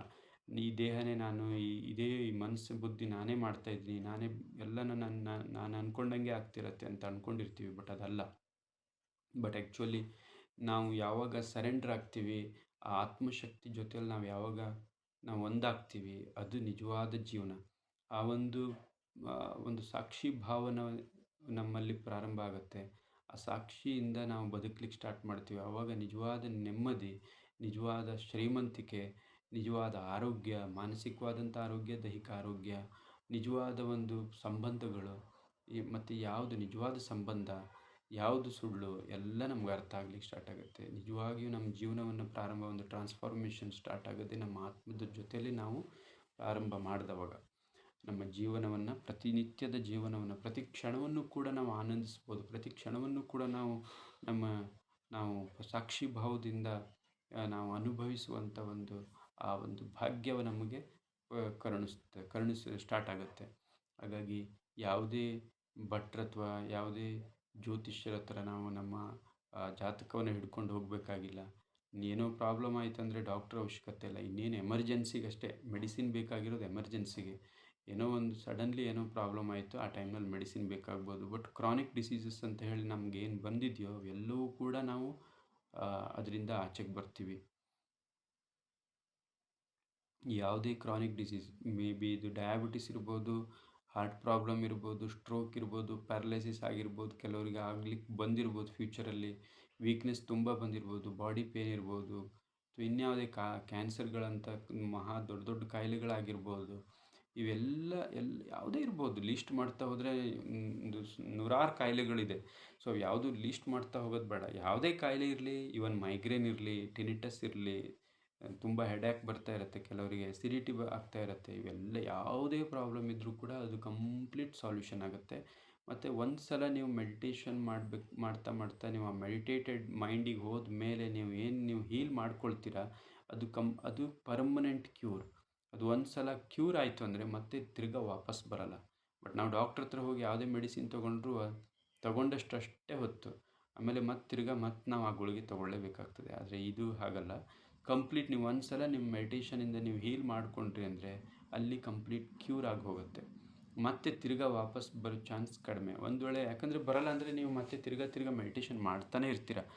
ನಿಮ್ಮ ಮೈಂಡ್ ಒಂದು ಸಲ ಮೆಡಿಟೇಷನ್ ಸ್ಟೇಟ್ ನೀವು ರೀಚ್ ಆದ್ರಿ ಅಂದರೆ ನೀವು ಆಟೋಮೆಟಿಕ್ಕಾಗಿ ನೀವು ಮಾಡಬೇಕಾಗಿಲ್ಲ, ಮೆಡಿಟೇಷನ್ ಆಗ್ತಾ ಇರುತ್ತೆ. ನೀವು ಎಲ್ಲಿ ಕೂತ್ಕೊಳ್ತೀರೋ ಅಲ್ಲಾಗುತ್ತೆ. ನಿಮ್ಗೆ ಅವಾಗ ಅದೇ ಜಾಗ, ಅದೇ ಪ್ಲೇಸು, ಅದೇ ಟೈಮ್ ಅಂತೇನಿಲ್ಲ. ನೀವು ಎಲ್ಲಿ ಬೇಕಾದರೂ ಕೂತ್ಕೊಳ್ಳಿ, ನೀವು ಅಲ್ಲಿ ಮೆಡಿಟೇಷನ್ ನಿಮ್ಗೆ ಆಟೋಮೆಟಿಕ್ಕಾಗಿ ಸ್ಟಾರ್ಟ್ ಆಗಿಬಿಡುತ್ತೆ. ಸೊ ಹಾಗಾಗಿ ಇದು ತುಂಬ ಇವತ್ತಿಗೆ ಇಷ್ಟು ಸಾಕು. ಯಾಕಂದರೆ ಮೆಡಿಟೇಷನ್ ನಾವು ಯಾಕೆ ಮಾಡಬೇಕು, ಹೆಂಗೆ ಮಾಡಬೇಕು ಅನ್ನೋದನ್ನು ತಿಳ್ಕೊಂಡ್ವಿ. ಮತ್ತು ಇದು ಮೆಡಿಟೇಷನ್ ಮಾಡಿದ ನಂತರ ನಿಮಗೆ ತುಂಬ ಟಾಸ್ಕ್ಗಳು ಸ್ಟಾರ್ಟ್ ಆಗುತ್ತೆ. ತುಂಬ ಬೇರೆ ಬೇರೆ ರೀತಿಯ ಆಬ್ಸ್ಟ್ಯಾಕಲ್ಸ್ ಬರುತ್ತೆ ಲೈಫಲ್ಲಿ. ಸೊ ಅದನ್ನು ನೀವು ಕ್ವಶನ್ ಆ್ಯಂಡ್ ಆನ್ಸರ್ ನೀವು ನಿಮ್ಮ ಅನುಭವದ ಮೂಲಕ ನೀವು ಹೇಳ್ತಾ ಹೋಗಬೇಕು. ಸೊ ಅದನ್ನು ನಾವು ಮತ್ತೆ ಒನ್ ಬೈ ಒನ್ ಡಿಸ್ಕಸ್ ಮಾಡಿಕೊಂಡು ಅದು ಯಾಕೆ ಹಂಗಾಗ್ತಾ ಇದೆ, ಯಾಕಂದರೆ ಅದು ಎಲ್ಲದೂ ಸರಿಯಾದ ಒಂದು ರೀಸನ್ನಿಂದ ಆಗ್ತಾ ಇರುತ್ತೆ. ಬಟ್ ನಾವೇನು ಮಾಡ್ತೀವಿ, ತಪ್ಪು ತಿಳ್ಕೊಳ್ತೀವಿ. ಸೊ ಇದು ಹಿಂಗಾಗ್ತಾ, ನಾನು ಮೆಡಿಟೇಷನ್ ಮಾಡ್ತಾಯಿದ್ರು ಹಿಂಗಾಗ್ತಾ ಇದೆಯಲ್ಲ, ನಾನು ಮೆಡಿಟೇಷನ್ ಮಾಡ್ತಾಯಿದ್ದೀನಿ ಎಲ್ಲ ಹಿಂಗಾಗ್ತಾ ಇದೆಯಲ್ಲ, ಮತ್ತು ಹಿಂಗೆ ತೊಂದರೆ ಆಗ್ತಾ ಇದೆಯಲ್ಲ ಅಂತ ಹೇಳಿ ಅಂದ್ಕೊಳ್ತೀವಿ. ಬಟ್ ಅಲ್ಲ, ಅದು ತೊಂದರೆ ಅಲ್ಲ, ಅದೊಂದು ಟಾಸ್ಕ್, ಅದೊಂದು ಪರೀಕ್ಷೆಗಳು ಆಗ್ತಾ ಇರುತ್ತೆ. ಆ ಪರೀಕ್ಷೆಗಳು ಯಾವ ಥರ ನಾವು ಅದನ್ನು ಯಾವ ದೃಷ್ಟಿಯಲ್ಲಿ ನಾವು ನೋಡ್ತೀವೋ ಅದ್ರ ಥರನೇ ಆಗ್ತಾ ಇರುತ್ತೆ. ಸೊ ಹಾಗಾಗಿ ಆ ದೃಷ್ಟಿಕೋನವನ್ನು ಸರಿ ಮಾಡ್ಕೊಳ್ಳೋದ್ರ ಮೂಲಕ ಅದು ಯಾಕೆ ಬರ್ತಾ ಇದೆ, ಅದು ಹೆಂಗೆ ಫೇಸ್ ಮಾಡಬೇಕು, ಅದನ್ನು ಯಾವ ಥರ ಸೊಲ್ಯೂಷನ್ ಕ್ರಿಯೇಟ್ ಆಗ್ತಾ ಇದೆ, ನಮಗೆ ಗೊತ್ತಿರಲ್ಲ. ಸೊಲ್ಯೂಷನಿಗಾಗಿ ಬಂದಿರುತ್ತದು, ಬಟ್ ನಾವು ಅದನ್ನು ಪ್ರಾಬ್ಲಮ್ ಅಂತ ತಿಳ್ಕೊಳ್ತಾ ಹೋಗ್ತಾ ಇರ್ತೀವಿ. ಸೊ ಒಂದು ನೆನ್ಪಿಟ್ಕೊಳ್ಳಿ, ಈಗ ಯಾರೆಲ್ಲ ಜೀವನದಲ್ಲಿ ಕಷ್ಟ ಅನುಭವಿಸ್ತಾ ಇದ್ದೀರೋ ಇವೆಲ್ಲವೂ ನಿಮಗೆ ಪರೀಕ್ಷೆಗಳು. ಬಟ್ ನಾವೇನು ಮಾಡ್ತಾ ಇದ್ದೀವಿ, ಈ ಪರೀಕ್ಷೆಗಳಂತ ತಿಳ್ಕೊಳ್ತಾ ಇಲ್ಲ, ಇದು ಒಂದು ನಮಗೆ ಪ್ರಾಬ್ಲಮ್ ಮಾಡಲಿಕ್ಕೆ ಬಂದಿದೆ ಅಂತ ತಿಳ್ಕೊಳ್ತೀವಿ. ಅದು ಯಾವುದೇ ರೀತಿ ಹೆಲ್ತ್ ಪ್ರಾಬ್ಲಮ್ ಇರ್ಬೋದು, ಅಥವಾ ಮೆಂಟಲ್ ಹೆಲ್ತ್ ಪ್ರಾಬ್ಲಮ್ ಇರ್ಬೋದು, ಅಥವಾ ಫಿಸಿಕಲ್ ಪ್ರಾಬ್ಲಮ್ಸ್ಗಳಾಗಿರ್ಬೋದು, ಕೆಲವೊಂದು ಫಿನಾನ್ಷಿಯಲ್ ಪ್ರಾಬ್ಲಮ್ಸ್ಗಳಾಗಿರ್ಬೋದು, ಇವೆಲ್ಲವೂ ಕೂಡ ನಮಗೆ ಪರೀಕ್ಷೆಗಳು. ಇವ್ಯಾವುದು ಶಾಶ್ವತ ಇರೋಕ್ಕೆ ಸಾಧ್ಯನೇ ಇಲ್ಲ. ಬಟ್ ನಾವೇನು ಮಾಡ್ತಾಯಿದ್ವಿ, ಅದನ್ನು ಶಾಶ್ವತವಾಗಿ ಇರುವ ಹಾಗೆ ನಾವು ನಮ್ಮ ಮನಸ್ಥಿತಿಯನ್ನು ಬೆಳೆಸ್ಕೊಳ್ತಾ ಇದ್ವಿ. ಶಾಶ್ವತ ಅಲ್ಲ ಅದು ಅದು ಶಾರ್ಟ್ ಟೈಮಿಗೆ ಬಂದಿರುತ್ತೆ, ಬಟ್ ನಾವು ಅದನ್ನು ಶಾಶ್ವತವಾಗಿ ಉಳಿಸ್ಕೊಳ್ತಾ ಇದ್ದೀವಿ ನಮ್ಮ ಒಂದು ಅಜ್ಞಾನದಿಂದ. ಬಟ್ ನಾವು ಯಾವಾಗ ಈ ಮೆಡಿಟೇಷನ್ ಸ್ಟೇಟ್ ಆಫ್ ಮೈಂಡಿಗೆ ಹೋಗ್ತೀವಿ, ಆವಾಗ ನಮ್ಗೆ ಕ್ಲಾರಿಟಿ ಗೊತ್ತಾಗುತ್ತೆ ಇವೆಲ್ಲವೂ ಕೂಡ ಶಾರ್ಟ್ ಟೈಮು, ಲಾಂಗ್ ಟೈಮಿಗಲ್ಲ.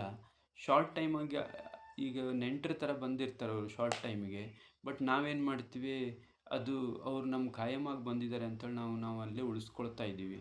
ಬಟ್ ನಾವು ಅವರನ್ನು ಬಿಟ್ಕೊಡ್ಬೇಕು, ಬೀಳ್ಕೊಡ್ಬೇಕು, ಅದು ನಮ್ಗೆ ಗೊತ್ತಾಗ್ತಾ ಇಲ್ಲ. ಸೊ ನಮ್ಮಲ್ಲಿರುವ ಅಜ್ಞಾನ ಯಾವಾಗ ನಾವು ಕಳ್ಕೊಳ್ತೀವಿ, ನಾವು ಯಾವಾಗ ಜ್ಞಾನದಲ್ಲಿ ಬರ್ತೀವಿ, ಅವಾಗ ನಮ್ಗೆ ಗೊತ್ತಾಗುತ್ತೆ ಇವ್ಯಾವುದೂ ಶಾಶ್ವತ ಅಲ್ಲ. ಸೊ ಆದಷ್ಟು ಬೇಗ ಅವರನ್ನು ಪ್ರೀತಿಯಿಂದ ನಾವು ಕರ್ಕೊಂಡು ಸತ್ಕಾರ ಮಾಡಿ ಹೇಗೆ ನೆಂಟರನ್ನ ಬೀಳ್ಕೊಡ್ತೇವೋ, ಹಾಗೆ ಅವನು ಕೂಡ ಬೀಳ್ಕೊಡುವಂಥ ಒಂದು ವಿಚಾರಕ್ಕೆ ನಾವು ಬಂದವಾಗ ಅದಾಗತ್ತೆ. ಮತ್ತು ಅದಾಗಬೇಕಂದ್ರೆ ನಮ್ಮ ಮನಸ್ಸು ಶುದ್ಧವಾಗಬೇಕು, ಮನಸ್ಸು ಶೂನ್ಯ ಆಗಬೇಕು. ಸೊ ಆ ಟೈಮ್ನಲ್ಲಿ ನಾವು ಎಲ್ಲವನ್ನೂ ಕೂಡ ಮಾಡ್ಕೊಳ್ತಾ ಹೋಗ್ಬೋದು. ಯಾವುದು ನಮಗೆ ಕಷ್ಟ ಆಗಲ್ಲ, ಬಹಳ ಈಸಿ, ಜೀವನ ಬಹಳ ಸುಂದರವಾಗುತ್ತೆ. ಬಹಳ ಒಂಥರ ಒಂಥರ ಟ್ರಾನ್ಸ್ಫಾರ್ಮೇಷನ್ ಲೈಫ್ ತುಂಬ ಎಂಜಾಯ್ ಮಾಡ್ತೀವಿ. ಮತ್ತು ನಾವೇನು ಅಂದ್ಕೊಳ್ತೀವೋ, ಯಾಕಂದರೆ ನಾವೇನು ಸೃಷ್ಟಿ ಮಾಡ್ಬೋದು ಅದನ್ನು ನಮ್ಮ ದೃಷ್ಟಿಯಲ್ಲಿ ನಮ್ಗೆ ಬರಬೇಕಾಗುತ್ತೆ. ನಮ್ಮ ದೃಷ್ಟಿನೇ ನಮ್ಮ ಸೃಷ್ಟಿ. ನಾವೇನು ಥಿಂಕ್ ಮಾಡ್ತೀವೋ ಅದೇ ಕ್ರಿಯೇಟ್ ಆಗ್ತಾ ಇರುತ್ತೆ, ಅದೇ ಮ್ಯಾನಿಫೆಸ್ಟ್ ಆಗುತ್ತೆ.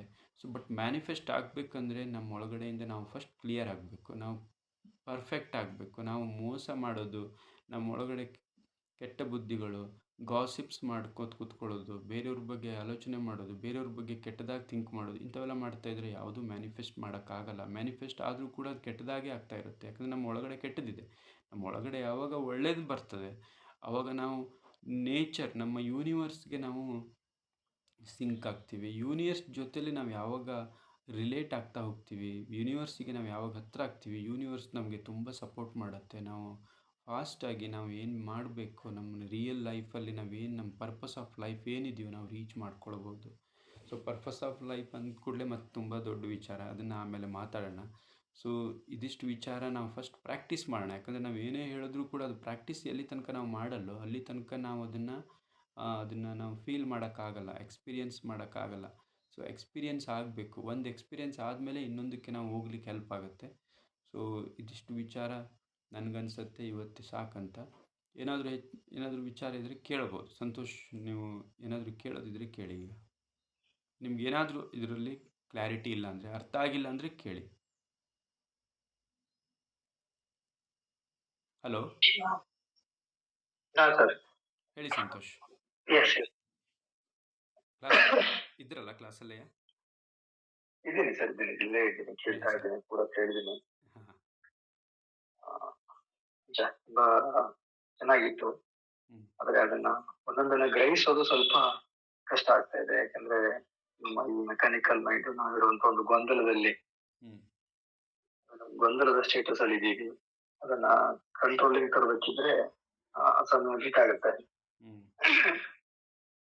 ಈಗ ನಾವು ಕಣ್ಣು ಮುಚ್ಕೊಂಡು ಕೂತ್ಕೊಂಡು ನನ್ನ ಉಸಿರನ್ನ ಗಮನಿಸ್ತಾ ಇದ್ದಾಗ ಬೇರೆ ಬೇರೆ ಥಾಟ್ ಪ್ರೊಸೆಸ್ ಬರ್ತಾ ಇರುತ್ತೆ, ಅದು ಡಿಸ್ಟರ್ಬ್ ಮಾಡ್ತಾ ಇದೆ.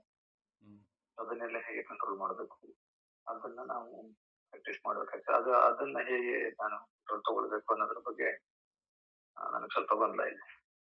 ಓಕೆ. ಅದೇ ನಾನು ಹೇಳಿದ್ನಲ್ಲ, ಈಗ ನಿಮಗೆ ಈಗ ಪ್ರತಿಯೊಬ್ಬರಿಗೂ ಸಮಸ್ಯೆಗಳು ಬಂದಿದೆ. ಕೆಲವರಿಗೆ ತುಂಬ ಜಾಸ್ತಿ ಬಂದಿದೆ. ಜಾಸ್ತಿ ಬಂದಿದೆ ಅಂದರೆ ತಲೆ ಕೆಡಿಸ್ಕೊಳ್ಳೋದು ಬೇಡ, ಅದು ಜಾಸ್ತಿ ಫಾಸ್ಟಾಗಿ ಹೋಗುತ್ತೆ ಅಂತ ಅರ್ಥ.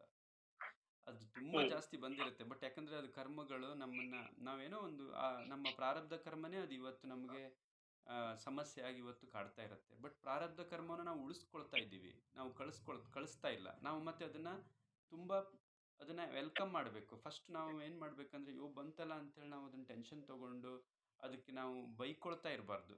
ಬಂದಿದ್ದಾರೆ, ಯಾರೋ ಬಂದಿದ್ದಾರೆ ಅಂದರೆ ನಾವು ಅವರನ್ನು ಪ್ರೀತಿಯಿಂದ ಹೇಗೆ ಕಳಿಸ್ತೀವೋ ಹಾಗೆ ಪ್ರೀತಿಯಿಂದ ಅದನ್ನು ಅಕ್ಸೆಪ್ಟ್ ಮಾಡಬೇಕು. ಇರಲಿ, ಇದು ನನಗೆ ಬಂದಂಥ ಒಂದು ಟಾಸ್ಕು. ಈ ಟಾಸ್ಕನ್ನು ನನಗೆ ಭಗವಂತ ನನಗೆ ಭಾಳ ಈಸಿ ಮಾಡಿಕೊಡ್ತಾನೆ, ಏನು ದೊಡ್ಡ ವಿಷಯ ಅಲ್ಲ. ಹೆಚ್ಚಂದರೆ ಏನಾಗುತ್ತೆ ಲೈಫಲ್ಲಿ, ಏನು ಈ ದೇಹ ಮ್, ತ್ಯಾಗ ಆಗ್ಬೋದು, ದೇಹ ಇದಾಗ್ಬೋದು, ಅದಕ್ಕಿಂತ ಜಾಸ್ತಿ ಏನೂ ಆಗಲ್ಲ. ಬಟ್ ಅಲ್ಲಿ ತನಕ ಹೋಗೋದು ಬೇಡ. ಬಟ್ ನಾವು ಬಂದಿರೋದು ಇರುವಾಗಲೇ ನಾವೆಲ್ಲವನ್ನು ಕೂಡ ನಮ್ಮ ಪರ್ಪಸ್ ಆಫ್ ಲೈಫನ್ನ ರೀಚ್ ಮಾಡಲಿಕ್ಕೆ. ಏನಪ್ಪ ಈಗ ಕಷ್ಟ ಬಂದಿದೆ, ಸೊ ಆ ಭಗವಂತನಲ್ಲಿ ಪ್ರಾರ್ಥನೆ ಮಾಡಿ, ಆ ಶಕ್ತಿ, ನೀವು ಯಾವ ನಂಬಿದಿರೋ ಆ ಶಕ್ತಿಯನ್ನು ಪ್ರಾರ್ಥನೆ ಮಾಡಿ. ಮತ್ತು ಆದಷ್ಟು ಈ ಮೆಡಿಟೇಷನ್ ಮೂಲಕ, ನೀವು ಈ ರಾಜಯೋಗದ ಮೂಲಕ ನಿಮ್ಮ ಏನು ಬಂದಿದೆಯೋ ಆ ಪ್ರಾಬ್ಲಮ್ಮನ್ನು ನೀವು ತುಂಬ ಅದನ್ನು ಆ ಪ್ರಾಬ್ಲಮ್ ಬಗ್ಗೆ ತಲೆ ಕೆಡಿಸ್ಕೋಬೇಡಿ. ಆ ಪ್ರಾಬ್ಲಮ್ ಎಲ್ಲವೂ ಕ್ಲಿಯರ್ ಆಗುತ್ತೆ. ನಾನು ತುಂಬ ಶ್ರೀಮಂತನಾಗ್ತೇನೆ ಅಥವಾ ನಾನು ತುಂಬ ಆರೋಗ್ಯದಲ್ಲಿ ನನಗೆ ಆರೋಗ್ಯದ ಸಮಸ್ಯೆ ಇದ್ದರೆ ನನ್ನ ಯಾವ ಆರೋಗ್ಯನೂ ನನ್ನ ನನ್ನ ಅನಾರೋಗ್ಯನೂ ನನ್ನಲ್ಲಿಲ್ಲ. ಏನೋ ಒಂದು ಸ್ವಲ್ಪ ದಿವಸಕ್ಕಾಗಿ ಬಂದಿದೆ. ಇನ್ನು ಕೆಲವೇ ದಿವಸದಲ್ಲಿ ಅದು ಯಾವುದೂ ಇರಲ್ಲ. ನಾನು ತುಂಬ ಹ್ಯಾಪಿಯಾಗಿ ಹೆಲ್ದಿ ಆಗ್ತೀನಿ. ಆಮೇಲೆ ಮೆಂಟಲ್ ಹೆಲ್ತ್ ಪ್ರಾಬ್ಲಮ್ ಇದ್ದರೆ ಅದು ಅಷ್ಟೇ. ಮೆಂಟಲ್ ಸ್ಟ್ರೆಸ್ ಇದೆ ನನಗೆ. ಇದೊಂದು ಸ್ವಲ್ಪ ದಿವಸಕ್ಕಂತ ನಮ್ಮ ಭಗವಂತ ಕೊಟ್ಟಿದ್ದಾನೆ. ಅದೇನೋ ಒಂದು ಸ್ವಲ್ಪ ಉಳ್ಕೊಂಡಿರಬೇಕು ಕರ್ಮಗಳು ಪ್ರಾರಬ್ಧದಲ್ಲಿ. ಆ ಪ್ರಾರಬ್ಧದಿಂದ ಬಂದಿರತಕ್ಕಂಥ ಕರ್ಮಗಳು ಸ್ವಲ್ಪ ಅದು ನನಗೆ ಇವತ್ತು ಇಫೆಕ್ಟ್ ಆಗ್ತಾ ಇದೆ. ಇನ್ನು ಸ್ವಲ್ಪ ದಿವಸದಲ್ಲಿ ಅದು ಕೂಡ ಕ್ಲಿಯರ್ ಆಗಿ ನಾನು ವೆರಿ ಹ್ಯಾಪಿಯಾಗಿ ಲೈಫಿಗೆ ಹೋಗ್ತಾ ಇದ್ದೀನಿ. ಅದೇ ಥರ ನನಗೆ ಫೈನಾನ್ಷಿಯಲ್ ಹೆಲ್ತ್ ಪ್ರಾಬ್ಲಮ್ ಇದೆ. ನನಗೆ ಫೈನಾನ್ಷಿಯಲಿ ತುಂಬ ಪ್ರಾಬ್ಲಮ್ ಆಗಿದೆ. ಒಪ್ಕೊಳ್ತೀನಿ. ಅದು ತುಂಬ ಒಳ್ಳೆಯದಕ್ಕೆ ಬಂದಿದೆ. ಬಟ್ ಇನ್ನೊಂದು ಕೆಲವೇ ದಿವಸದಲ್ಲಿ ನಾನು ಕಂಪ್ಲೀಟ್ ಅದರಿಂದ ಆಚೆಗೆ ಬರ್ತೀನಿ. ನನಗೆ ಭಗವಂತ ನನ್ನ ಕರ್ಕೊಂಡು ಹೋಗ್ತಾ ಇದ್ದಾನೆ ಅನ್ನುವಂಥ ದೃಢವಾದ ನಂಬಿಕೆ. ಮತ್ತು ನನಗೆ ಇನ್ನು ಶಾರ್ಟ್ ಟೈಮ್‌ನಲ್ಲಿ ನಾನು ತುಂಬ ಶ್ರೀಮಂತನಾಗ್ತೇನೆ ಅಥವಾ ನಾನು abundance of health, abundance of wealth ನನ್ನ ಜೀವನದಲ್ಲಿ ಎಂಟ್ರಿ ಆಗ್ತಾ ಇದೆ. ಹಾಗಾಗಿ ಇವತ್ತು ನಾನು ಈ ಸ್ಟೇಟಿಗೆ ಬಂದಿದ್ದೇನೆ. ಸೊ ಇದನ್ನು ರೀಚ್ ಆಯಿತು. ಇನ್ನು ಮುಂದೆ ನನಗೆ ಜೀವನ ಬಹಳ ತುಂಬ ದೊಡ್ಡ ಮಟ್ಟದಲ್ಲಿ ನನ್ನೊಂದು ಸಕ್ಸಸ್ ನನಗೆ ಎದುರುಗಡೆ ಕಾಣಿಸ್ತಾ ಇದೆ. ಆ ಒಂದು ಸ್ಟೇಟ್ ಆಫ್ ಮೈಂಡಲ್ಲಿ ನೀವು ಥಿಂಕ್ ಮಾಡ್ಲಿಕ್ಕೆ ಸ್ಟಾರ್ಟ್ ಮಾಡಿದ್ರೆ ಅದು ಮ್ಯಾನಿಫೆಸ್ಟೇಷನ್ ಆಗೇ ಆಗುತ್ತೆ. ಬಟ್ ಅಲ್ಲಿ ತನಕ ಅಂದರೆ ನೀವು ಹೇಳಿದ್ರಿ ಗೊಂದಲದಲ್ಲಿದ್ದೀನಿ ಅಂತ. ಸೊ ಆ ಗೊಂದಲದಿಂದ ನೀವು ಹೊರಗೆ ಬರಬೇಕಂದ್ರೆ ಮೆಡಿಟೇಷನ್ ಮಾಡಲೇಬೇಕು. ಎಷ್ಟೇ ಗೊಂದಲ ಇರಲಿ, ನಿಮ್ಮ ಉಸಿರಾಟವನ್ನು ಗಮನಿಸೋದ್ರ ಮೂಲಕ ಡೈಲಿ ಅಟ್ಲೀಸ್ಟ್ ಈಗ ನಿಮ್ಗೊಂದು 45 ಏಜ್ ಇದ್ದರೆ ಒಂದು 45 ಮಿನಿಟ್ಸ್ ಮಿನಿಮಮ್ ಒಂದು 45 ನಿಮಿಷನಾದರೂ ನೀವು ಧ್ಯಾನ ಮಾಡಲಿಕ್ಕೆ ಒಂದು ಸ್ಟ್ರೆಚ್ಚಲ್ಲಿ ಕೂತ್ಕೊಳ್ಳೋಕ್ಕಾಗಿಲ್ಲ ಅಂತ ಹೇಳಾದರೆ ಸ್ವಲ್ಪನಾದರೂ ಕೂತ್ಕೊಂಡು ಒಂದು ಅರ್ಧ ತಾಸು ಸ್ಟಾರ್ಟಿಂಗ್‌ನಲ್ಲಿ ಒಂದೇ ಸಲ 45 ನಿಮಿಷ ಕೂತ್ಕೊಳ್ಳೋಕ್ಕಾಗಲ್ಲ ಅಂತ ಹೇಳಾದರೆ ಅದಕ್ಕೆ 45 ದಿವಸ ಬೇಕಂತ ಹೇಳ್ತೀನಿ ನಾನು. 41 ಡೇಸು. ಸ್ವಲ್ಪ ಒಂದು 15 ನಿಮಿಷ, 20 ನಿಮಿಷ, 30 ನಿಮಿಷ ಹಾಗೆ ಎಕ್ಸ್ಟೆಂಡ್ ಮಾಡ್ತಾ ನೀವು ಅದನ್ನು ಧ್ಯಾನದಲ್ಲಿ ನೀವು ಕಂಪ್ಲೀಟ್ ನಿಮ್ಮ ಎಲ್ಲ ರೀತಿಯ ಸಮಸ್ಯೆನೂ ಕೂಡ ಸರಿ ಮಾಡ್ಕೊಳ್ಳಿಕ್ಕೆ ನೀವು ಮಾಡ್ಬೋದು. ಧ್ಯಾನನೂ ಸ್ಟಾರ್ಟ್ ಆಗುತ್ತೆ. ಜೊತೆಯಲ್ಲಿ ನಿಮ್ಮ ಸಮಸ್ಯೆಗಳಿಂದನೂ ನೀವು ಆಚೆಗೆ ಹೋಗ್ಲಿಕ್ಕೆ ಸ್ಟಾರ್ಟ್ ಆಗುತ್ತೆ. ಬಟ್ ಒಂದೇ ಸಲ ಆಗಲ್ಲ. ಓವರ್ ದ ನೈಟ್ ಆಗಲ್ಲ. ಸ್ವಲ್ಪ ಪೇಷನ್ಸ್ ಬೇಕು. ಬಟ್ 100% ಇವತ್ತು ನೀವು ಈ ಕ್ಲಾಸ್ ಕೇಳಿದ್ದೀರಿ ಅಂದರೆ ನಿಮಗಿದು ಚೇಂಜ್ ಆಗಬೇಕನ್ನೋದು ಆ ಭಗವಂತನ ಇಚ್ಛೆ. ಹಾಗಾಗಿ ನೀವು ಈಗ ಬಂದಿದ್ದೀರಿ. ಮತ್ತು ನಿಮಗಿದು ಇನ್ಮೇಲೆ 100% ಕ್ಲಿಯರ್ ಆಗ್ಲಿಕ್ಕೆ ಸ್ಟಾರ್ಟ್ ಆಗುತ್ತೆ. ನೀವು ಅದನ್ನು ಪ್ರಾಕ್ಟೀಸ್ ಮಾಡ್ತಾ ಹೋದರೆ. Yes sir, yes sir. ಈಗ ಈಗ ನಿಮ್ಮ ಕ್ಲಾಸ್ ಈಗ ನಾನು ಎವ್ರಿ ಡೇ ಈ ತರ ಏನಾದ್ರು ಒಂದು ಅರ್ಧ ಗಂಟೆ 40 ನಿಮಿಷ ನಾನು ಅದನ್ನ ಪ್ರಯತ್ನ ಮಾಡ್ತಾ ಇದ್ದೀನಿ.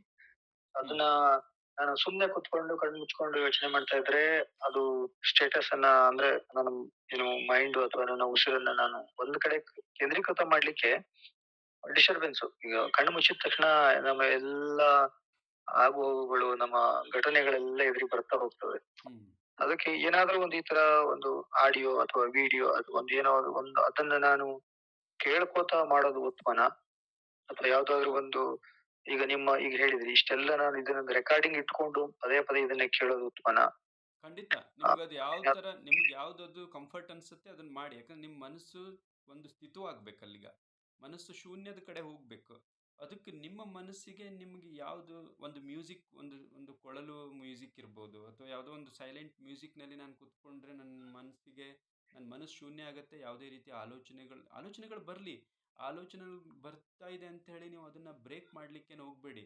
ಆದಷ್ಟು ಯಾಕಂದ್ರೆ where your attention goes there your energy flows ಅಂದಂಗೆ ನೀವು ಎಲ್ಲಿ ನಿಮ್ಮ ಅಟೆನ್ಷನ್ ಇದೆಯೋ ಅಲ್ಲಿ ಫ್ಲೋ ಆಗ್ತಾ ಹೋಗುತ್ತೆ. ನಿಮ್ಮ ಅಟೆನ್ಷನ್ ನಿಮ್ಮ ಮನಸ್ಸು ಕಡೆ ಇದ್ದರೆ ಮನಸ್ಸು ಆಲೋಚನೆ ಮಾಡ್ತಾ ಇದೆ, ಮನಸ್ಸು ಎಲ್ಲೆಲ್ಲೋ ತಗೊಂಡು ಹೋಗ್ತಾ ಇದೆ ಅಂತೇಳಿ ಮನಸ್ಸು ಕಡೆ ಇದ್ದರೆ ಆ ಮನಸ್ಸಿನ ಕಡೆನೇ ಹೋಗ್ತಾ ಇರುತ್ತದು. ಸೊ ಮನಸ್ಸು ಬಿಟ್ಬಿಡಿ. ಮನಸ್ಸು ಏನೇ ಆಲೋಚನೆ ಮಾಡಿದ್ರು ಅಲ್ಲಿಗೆ ಅದನ್ನು ಬ್ರೇಕ್ ಮಾಡ್ಕೊಂಡು ಆದಷ್ಟು ಉಸಿರಾಟವನ್ನು ಗಮನಿಸ್ಲಿಕ್ಕೆ ಮಾಡಿ. ಅದಕ್ಕೆ ನಾನು ಹೇಳ್ತಾ ಇರೋದು ಉಸಿರಾಟ. ನಾನು ಹೆಂಗೆ ಉಸಿರು ತಗೊಳ್ತೇನೆ ಒಂದ್ಸಲ ಮೆಡಿಟೇಷನ್ ಮಾಡಿಸ್ತೀನಿ ನಾನು ನಿಮಗೆ. ಇನ್ನೊಂದು ಸೆಷನಲ್ಲಿ ನೆಕ್ಸ್ಟ್ ವೀಕಲ್ಲಿ ಮೆಡಿಟೇಷನ್ ಮಾಡೋಣ. ಸೊ ಅದನ್ನು ನಾನು ಗೈಡ್ ಮಾಡ್ತಾ ಹೋಗ್ತೀನಿ. ಸೊ ಮೆಡಿಟೇಷನ್ ಅಂದರೆ ಏನಿಲ್ಲ, ಸುಮ್ಮನೆ ಕೂತ್ಕೊಳ್ಳೋದು. ಆದಷ್ಟು ಸುಮ್ಮನೆ ಕೂತ್ಕೊಳ್ಳೋದೇ ಮೆಡಿಟೇಷನ್. ಸುಮ್ಮನೆ ಅಂದರೆ ಮನಸ್ಸಿನಿಂದನೂ ಅದನ್ನು ವಿಚಾರ ಮಾಡಲಿಕ್ಕಿಲ್ಲ. ದೇಹ ಮನಸ್ಸನ್ನು ಮೀರ್ತಕ್ಕಂಥದ್ದು ಆತ್ಮದ ಕಡೆ ಪಯಣ. ಸೊ ಆತ್ಮವನ್ನು ನಾವು ಪಯಣ ಮಾಡಬೇಕಂದ್ರೆ ಏನು ಮಾಡಬೇಕು? ಉಸಿರಾಟ ಅದಕ್ಕೆ ಕೀಲಿಕೈ. ಆ ಉಸಿರಾಟವನ್ನು ಗಮನಿಸುವುದ್ರ ಮೂಲಕ ಅಂದರೆ ನಾನು ಹೆಂಗೆ ಉಸಿರು ತಗೊಳ್ತಾ ಇದ್ದೀನಿ, ನಾನು ಹೆಂಗೆ ಆ ಉಸಿರು ಎಲ್ಲಿ ನನ್ನ ದೇಹದ ನರನಾಡಿಗಳಲ್ಲಿ ಹೆಂಗೆ ಪ್ರವೇಶ ಮಾಡ್ತಾ ಇದೆ, ಪ್ರತಿಯೊಂದು ಜೀವಕೋಶಗಳನ್ನು ತಲುಪ್ತಾ ಇದೆ. ಆಮೇಲೆ ಅದೇ ತಿರ್ಗಾ ಮತ್ತೆ ಅವೆಲ್ಲವೂ ಕೂಡ ಪ್ರಾಣಶಕ್ತಿಯನ್ನು ತಗೊಳ್ತಾ ಇದೆ. ಆ ಪ್ರಾಣವಾಯು ನನ್ನ ಉಸಿರಾಟದ ಮೂಲಕ ಪ್ರಾಣವಾಯು ಆಕ್ಸಿಜನ್ ಹೋಗ್ತಾ ಇದೆ. ಆಕ್ಸಿಜನ್ನಲ್ಲಿ ಪ್ರಾಣಶಕ್ತಿ ಇದೆ. ಆ ಪ್ರಾಣಶಕ್ತಿ ಎಲ್ಲ ನರನಾಡಿಗಳನ್ನ ತಲುಪಿದೆ.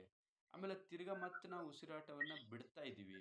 ಆ ಉಸಿರು ಮತ್ತೆ ನಾವು ಆಕ್ಸಿಜನ್ ಹೋಯ್ತು, ಡಿಆಕ್ಸಿಜನ್ ಆಗ್ತಾ ಇದೆ. ಡಿಆಕ್ಸಿಜನೇಟೆಡ್ ಆಗಿ ಅದು ಮತ್ತೆ ನಮ್ಮ ಆಮ್ಲಜನಕ ಹೋಗಿ ಕಾರ್ಬನ್ ಡೈಆಕ್ಸೈಡ್ ಆಗಿ ಆಚೆಗೆ ಹೋಗ್ತಾ ಇದೆ. ಸೊ ಅದು ಕೂಡ ಮತ್ತೆ ತಿರ್ಗಾ ಮತ್ತೆ ಸ್ಲೋ ಆಗಿ ನಾವು ಬಿಡ್ತಾ ಇದ್ದೀವಿ. ಆವಾಗ ಅದು ಕಂಪ್ಲೀಟ್ ಒಂದು ಸ್ವಲ್ಪ ರಿಲ್ಯಾಕ್ಸ್ ಆಗ್ತಾ ಇದೆ ಒಳಗಡೆ. ಸೊ ಮತ್ತೆ ತಿರ್ಗಾ ನಾನು ಉಸಿರಾಟ ತಗೊಳ್ತಾ ಇದ್ದೀನಿ. ಸೊ ಈ ಥರ ಒಂದು ಸ್ಟೇಟಲ್ಲಿ ಸ್ಟೇಟ್ ಆಫ್ ಮೈಂಡಲ್ಲಿ ನಾವು ಉಸಿರಾಟವನ್ನು ಗಮನಿಸ್ತಾ ಗಮನಿಸ್ತಾ ಉಸಿರೇನಾಗುತ್ತೆ ಸಣ್ಣದಾಗ್ತಾ ಹೋಗುತ್ತೆ. ನಮ್ಗೆ ಆಗಬೇಕಾಗಿರೋದೇನೆಂದರೆ ಉಸಿರು ತುಂಬ ಚಿಕ್ಕದಾಗಬೇಕು. ಯಾಕಂದರೆ ತುಂಬ ಫಾಸ್ಟ್ ಉಸಿರಾಡಿಸ್ತಾ ಇದ್ದೀವಿ ನಾವೀಗ. ಅದರಿಂದ ಸ್ಲೋ ಆಗಬೇಕು ನಮ್ಮ ಉಸಿರಾಟ. ಉಸಿರಾಟ ಯಾವಾಗ ಸ್ಲೋ ಆಯಿತು ಆವಾಗ ಆಕ್ಸಿಜನ್ ಹೋಗೋದು ಕಡಿಮೆ ಆಯಿತು, ಆವಾಗ ಪ್ರಾಣಶಕ್ತಿ ಹೋಗೋದು ಕಡಿಮೆ ಆಯಿತು. ಯಾವಾಗ ಉಸಿರಾಟದ ಮೂಲಕ ಪ್ರಾಣಶಕ್ತಿ ಕಡಿಮೆ ಆಗ್ತಾ ಇದೆ ಆವಾಗ ಸಹಸ್ರಾರ ಏನಾಗುತ್ತೆ ಆಟೋಮೆಟಿಕ್ಕಾಗಿ ಆ್ಯಕ್ಟಿವೇಟ್ ಆಗಿ ಆ ಒಂದು ಪ್ರಾಣಶಕ್ತಿಯನ್ನು ಅವಾಗ ನಮ್ಗೆ ಉಸಿರಾಟದ ಅವಶ್ಯಕತೆ ಬೀಳಲ್ಲ. ಸೀದಾ ಪ್ರಾಣಶಕ್ತಿ ನಮ್ಮ ದೇಹದೊಳಗಡೆ ಬರ್ತದೆ.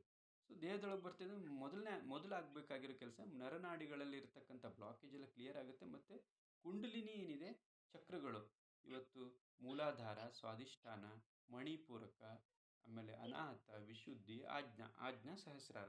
ಸೊ ಎಲ್ಲ ಚಕ್ರಗಳು ಕೂಡ ಬ್ಯಾಲೆನ್ಸ್ ಆಗಲಿ ಸ್ಟಾರ್ಟ್ ಆಗುತ್ತೆ. ಕುಂಡಲಿನಿ ಬ್ಯಾಲೆನ್ಸ್ ಆಗುತ್ತೆ, ಕುಂಡಲಿನಿ ಜಾಗೃತಿ ಆಗುತ್ತೆ. ಆ ಕುಂಡಲಿನಿ ಚಕ್ರಗಳೆಲ್ಲ ಅಷ್ಟು ಚಕ್ರ, ಯಾಕಂದರೆ ಕಿಂಗ್ ಆಫ್ ದ ಚಕ್ರ ಸಹಸ್ರಾರ. ಸಹಸ್ರಾರ ಯಾವಾಗ ಆ್ಯಕ್ಟಿವೇಟ್ ಆಯಿತೋ ಅದು ಆಟೋಮೆಟಿಕ್ಕಾಗಿ ಎಲ್ಲ ಚಕ್ರಗಳನ್ನು ಆ್ಯಕ್ಟಿವೇಟ್ ಮಾಡಿಬಿಡುತ್ತೆ. ಮತ್ತು ನಾವು ಅದಕ್ಕೆ ಸಪ್ರೇಟ್ ಬೇರೆ ಬೇರೆ ಚಕ್ರಗಳಿಗೆ ನಾವು ಮತ್ತು ಬೇರೆ ಎಕ್ಸಸೈಜು ಬೇರೆ ಕ್ಲಾಸ್ ಏನೂ ಬೇಕಾಗಿಲ್ಲ. ಕಂಪ್ಲೀಟ್ ಆ್ಯಕ್ಟಿವೇಟ್ ಆಗುತ್ತೆ. ಸೊ ಆ್ಯಕ್ಟಿವೇಟ್ ಆಗ್ತಾ ಇದ್ದಂಗೆ ನಿಮ್ಮ ಒಳಗಡೆ ಯಾವುದೇ ಕಾಯಿಲೆ ಇರ್ಬೋದು, ಯಾವುದೇ ಸಮಸ್ಯೆಗಳಿರ್ಬೋದು, ಈಗ ನೀವೇನು ಹೇಳ್ತಿದ್ದೀರಿ ಗೊಂದಲ ಯಾವುದೂ ಇರಲ್ಲ, ಎಲ್ಲ ಜೀರೋ ಆಗಿಬಿಡುತ್ತೆ. ಸೊ ಇದನ್ನು ಪ್ರಾಕ್ಟೀಸ್ ಮಾಡ್ತಾ ಹೋಗಿ. ಮತ್ತು ನೀವು ಹೇಳ್ದಂಗೆ ನಿಮ್ಗೆ ಯಾವುದು ನಿಮ್ಗೆ ಆ್ಯಕ್ಚುಲಿ ಎಕ್ಸ್ಟರ್ನಲ್ ಡಿಪೆಂಡೆನ್ಸಿ ಏನೂ ಬೇಕಾಗಿಲ್ಲ. ಯಾವ ಮ್ಯೂಸಿಕ್ಕು ಬೇಕಾಗಿಲ್ಲ, ಯಾವ ಗೈಡೆನ್ಸು ಬೇಕಾಗಿಲ್ಲ. ಒಂದು ಸ್ವಲ್ಪ ದಿವಸ ಬೇಕಾಗ್ಬೋದು. ನಿಮಗೆ ಬೇಕಾಗಿದೆ ಅನಿಸಿದ್ರೆ ಅದನ್ನು ನೀವು ಸಪೋರ್ಟ್ ತಗೊಳ್ಳಿ. ಬಟ್ ನೀವು ಇಂಡಿಪೆಂಡೆಂಟ್ ಆಗಬೇಕು. ಎಲ್ಲದಕ್ಕಿಂತ ಡಿಪೆಂಡೆನ್ಸಿಯನ್ನು ಕಳ್ಕೊಳ್ಬೇಕು. ಯಾವ ಮ್ಯೂಸಿಕ್ ಆಗಲಿ, ಯಾವ ಗೈಡೆನ್ಸ್ ಆಗಲಿ ಏನೂ ಬೇಕಾಗಿಲ್ಲ. ನೀವು ಮೆಡಿಟೇಷನ್ಗೆ ನೀವು ಆಟೋಮೆಟಿಕ್ಕಾಗಿ ನಿಮಗೆ ಮೈಂಡ್ ಮೆಡಿಟೇಟ್ ಮಾಡ್ತಾ ಇದೆ ಅಂತವಾಗ ನಿಮ್ಗೆ ಎಲ್ಲವನ್ನು ಬಿಟ್ಟು ನಿಮ್ಗೆ ಏನೂ ಬೇಕಾಗಲ್ಲ ಅವಾಗ. ಸೊ ಇನಿಷಿಯಲ್ ಸ್ಟೇಜಲ್ಲಿ ನಿಮ್ಗೆ ಏನು ಬೇಕು ಅನ್ಸುತ್ತೋ ಅದು ಮಾಡಿ. ಈಗ ನೀವು ಇವತ್ತು ರೆಕಾರ್ಡ್ ಮಾಡ್ಕೊಂಡಿದ್ದೀರಿ ಅದನ್ನು ಕೇಳಿ ಮೇಲಿನ ಮೇಲೆ. ಆಮೇಲೆ ನಿಮ್ಗೊಂದು ಮ್ಯೂಸಿಕ್ ಹಾಕ್ಕೊಂಡು ನಾನು ಕೂತ್ಕೊಳ್ಬೇಕು ಅನಿಸಿದ್ರೆ ಮ್ಯೂಸಿಕ್ ಹಾಕ್ಕೊಂಡು ಕೂತ್ಕೊಳ್ಳಿ. ಬಟ್ ಮೈಂಡ್ ಮೇಲೆ ಹೋಗಬೇಡಿ. ಆದಷ್ಟು ಉಸಿರಿನ ಮೇಲೆ ನಿಮ್ಮ ಗಮನ ಇಡಲಿಕ್ಕೆ ಪ್ರಯತ್ನ ಮಾಡಿ. Yes, sir. Yes, sir. Okay. Okay. Yes. Yes sir, thank you. ಆಗ್ಬೋದು ಸರ್, ತೊಂದರೆ ಇಲ್ಲ. Thank you. ಇವತ್ತಿನ ಮತ್ತೆ ಇಲ್ಲ ಸರ್, ಸಾಕು. ಅಂದ್ರೆ ಎಲ್ಲಾದ್ರೂ ಒಂದೇ ದಿವಸ ತಿಳ್ಕೊಳಕ್ಕಾಗಲ್ಲ. ಅಡ್ಡಿಲ್ಲ.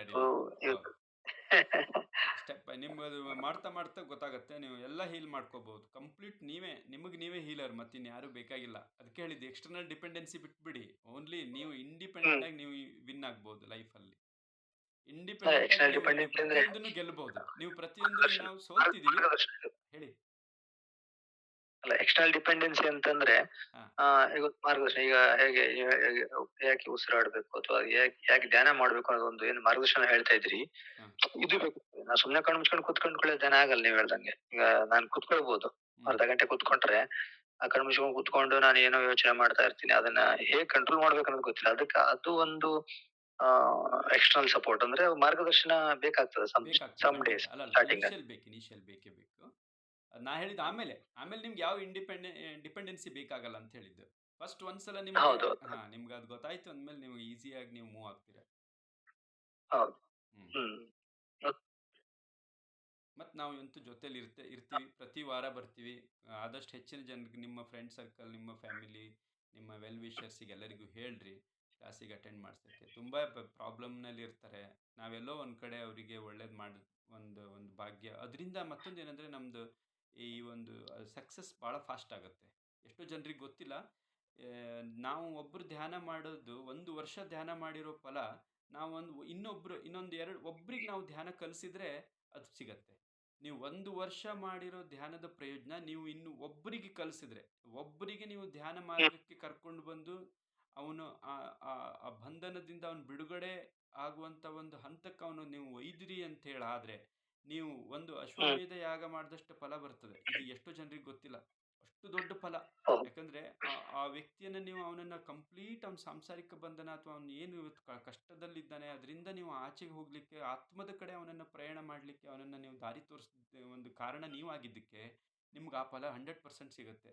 ಹಾಗಾಗಿ ಇದು ನೀವು ಈ ಒಂದು ಹೆಲ್ತ್ ಎಜುಕೇಷನ್ ಕ್ಲಾಸಿಗೆ ನೀವು ಆದಷ್ಟು ಹೆಚ್ಚಿನ ಜನರಿಗೆ ಇನ್ವೈಟ್ ಮಾಡಿ, ಮತ್ತು ಇಲ್ಲಿ ಬಂದು ಅವರಿಗೆ ಮಾಹಿತಿ ತಗೊಂಡು ಧ್ಯಾನ ಮಾಡಲಿಕ್ಕೆ ಅವನಿಗೆ ರೆಡಿ ಮಾಡಿಸಿ. 100% ನಿಮ್ಮ ಧ್ಯಾನ ಇನ್ನೂ ಫಾಸ್ಟ್ ಆಗುತ್ತೆ. ನಿಮ್ಮ ಸಾಧನೆ, ನೀವೇನು ಇವತ್ತು ಗೊಂದಲ ಯಾವ ಸಮಸ್ಯೆ ಇದ್ರೂ ಕೂಡ ಅದು ಇನ್ನೂ ಅಂದರೆ ಮೋರ್ ದ್ಯಾನ್ 10 ಟೈಮ್ಸ್ ನೀವು ಫಾಸ್ಟಾಗಿ ನೀವು ರೀಚ್ ಆಗಿಬಿಡ್ತೀರ. ಅದು ನಾವು ಒಬ್ಬರೇ ಧ್ಯಾನ ಮಾಡಿದ್ರೆ ಪ್ರಯೋಜನ, ನಾವು ಬೇರೆಯವರಿಗೂ ಧ್ಯಾನ ಮಾಡಿಸಿ ಕಲಿಸ್ಬೇಕು, ಅವರಿಗೂ ಒಳ್ಳೇದಾಗಬೇಕು. ಅವಾಗ ಅವ್ರು ಬ್ಲೆಸ್ ಮಾಡ್ತಾರೆ ಆಟೋಮೆಟಿಕ್ಕಾಗಿ. ಆ ಆತ್ಮ ನಿಮ್ಮನ್ನ ಇದು ಮಾಡುತ್ತೆ, ನಿಮ್ಮನ್ನ ಬ್ಲೆಸ್ ಮಾಡುತ್ತೆ, ನಿಮ್ಮನ್ನ ನಿಮಗೋಸ್ಕರ ಪ್ರೇ ಮಾಡ್ಲಿಕ್ಕೆ ಮಾಡುತ್ತೆ. ಯಾಕಂದ್ರೆ ಆತ್ಮ ಒಂದೇಯ. ಇಲ್ಲಿ ನಮ್ಮ ದೇಹದಲ್ಲಿ ಒಂದಿರ್ಬೋದು, ನಿಮ್ಮ ದೇಹದಲ್ಲಿ ಬೇರೆ ಅಲ್ಲ ಅದು. ಅವೆಲ್ಲವೂ ಒಂದೇಯ, ದೇಹ ಮಾತ್ರ ಬೇರೆ ಬೇರೆ. ಹಾಗಾಗಿ ಆ ಆತ್ಮ ಎಲ್ಲೆಲ್ಲಿದೆಯೋ ಅಲ್ಲೆಲ್ಲದಕ್ಕೂ ನಾವು ಹೀಲ್ ಮಾಡುವಂಥ, ಅದಕ್ಕೆ ತನ್ನಿಂತಾನೇ ಅದನ್ನ ಆ ಮಾರ್ಗವನ್ನ, ಆ ಪರ್ಪಸ್ ಆಫ್ ಲೈಫನ್ನ, ಆ ಆತ್ಮದ ಕಡೆ ಪ್ರಯಾಣವನ್ನ ಹೋಗ್ಲಿಕ್ಕೆ ಟುವರ್ಡ್ಸ್ ದಟ್ ಸೌಲ್, ಅದ್ರ ಜರ್ನಿ ಸ್ಟಾರ್ಟ್ ಆಗಲಿಕ್ಕೆ ನಾವು ಹೆಲ್ಪ್ ಮಾಡಿದ್ವಿ ಅಂದರೆ ಅದು ನಾವು ಬೇರೆಯವ್ರಿಗೆ ಹೆಲ್ಪ್ ಮಾಡ್ತಾ ಇರಲ್ಲ, ಇನ್ಫ್ಯಾಕ್ಟ್ ನಮಗೆ ನಾವೇ ಒಳ್ಳೇದು ಮಾಡ್ಕೊಳ್ತಾ ಇದ್ದೀವಿ ಅಂತ ಅರ್ಥ. ಸೊ ನಾವು ಇನ್ನೊಮ್ಮೆ ಎಲ್ಲ ನಿಮ್ಮ ಹತ್ರ ಕೇಳೋದು, ಎಲ್ಲರಿಗೂ ಹೆಚ್ಚಿನ ಜನರಿಗೆ ತಿಳಿಸ್ರಿ. ಇದರಿಂದ ತುಂಬ ಒಳ್ಳೆಯದಾಗತ್ತೆ, ಎಲ್ಲರಿಗೂ ಒಳ್ಳೆಯದಾಗತ್ತೆ. Okay sir, thank you. ಜೈ ಹಿಂದ್. ಸರ್, ತುಂಬಾ ಹ್ಮ್. ಖುಷಿ ಆಯ್ತು. Thank you sir, thank you. ಈಗ ಥ್ಯಾಂಕ್ ಯು. ನಾನು 3-4 ಸಲ ಬರ್ಲಿಲ್ಲ, ಅದು ಲಾಸ್ ಆಯ್ತು ಅಂತ ಈಗ ಅನ್ನಿಸ್ತಾ ಇದೆ ನನ್ಗೆ. ಖಂಡಿತ ಸರ್, ನೆಕ್ಸ್ಟ್ ವೀಕ್ ಇಂದ ನಾನು 100% ನನ್ನ ಶಕ್ತಿ ಮೀರಿ ನಾನು ಯಾರ್ಯಾರಿಗೆ ಜಾಯಿನ್ ಮಾಡಿಸ್ಬೇಕು ಎಲ್ಲರಿಗೂ ಹೇಳ್ಕೊಂಡು ಮಾಡ್ತೇನೆ. ನಾನು ಅಟೆಂಡ್ ಆಗ್ತೀನಿ ಸರ್. ಎಸ್, ಇದನ್ನ ಥ್ಯಾಂಕ್ ಯು. ತುಂಬಾ ಉಪಯೋಗ ಪಡ್ಕೊಳ್ಳೋಣ, ನಾವು ಪಡ್ಕೊಳ್ಳೋಣ, ಬೇರೆಯವರಿಗೂ ಅದನ್ನ ಕೊಡೋಣ ಸರ್. ಅದಕ್ಕೆ ಆ ಒಂದು ನಿಟ್ಟಿನಲ್ಲಿ ನಾನೀಗ ಯೋಚನೆ ಮಾಡ್ತಾ ಇದ್ದೀನಿ. S, thank you. ಓಕೆ, ಒಳ್ಳೇದು. ಅವಶ್ಯ ಭೇಟಿಯಾಗೋಣ. ಫಸ್ಟ್ ನನಗೆ ಬೇಕು, ನನ್ನಿಂದ ಬೇರೆಯವರಿಗೆ. Thank you sir. Thank you. ಮತ್ತೆ ಥ್ಯಾಂಕ್ ಯು. ಭೇಟಿಯಾಗೋಣ. Good day. Thank you. Good day sir. Thank you.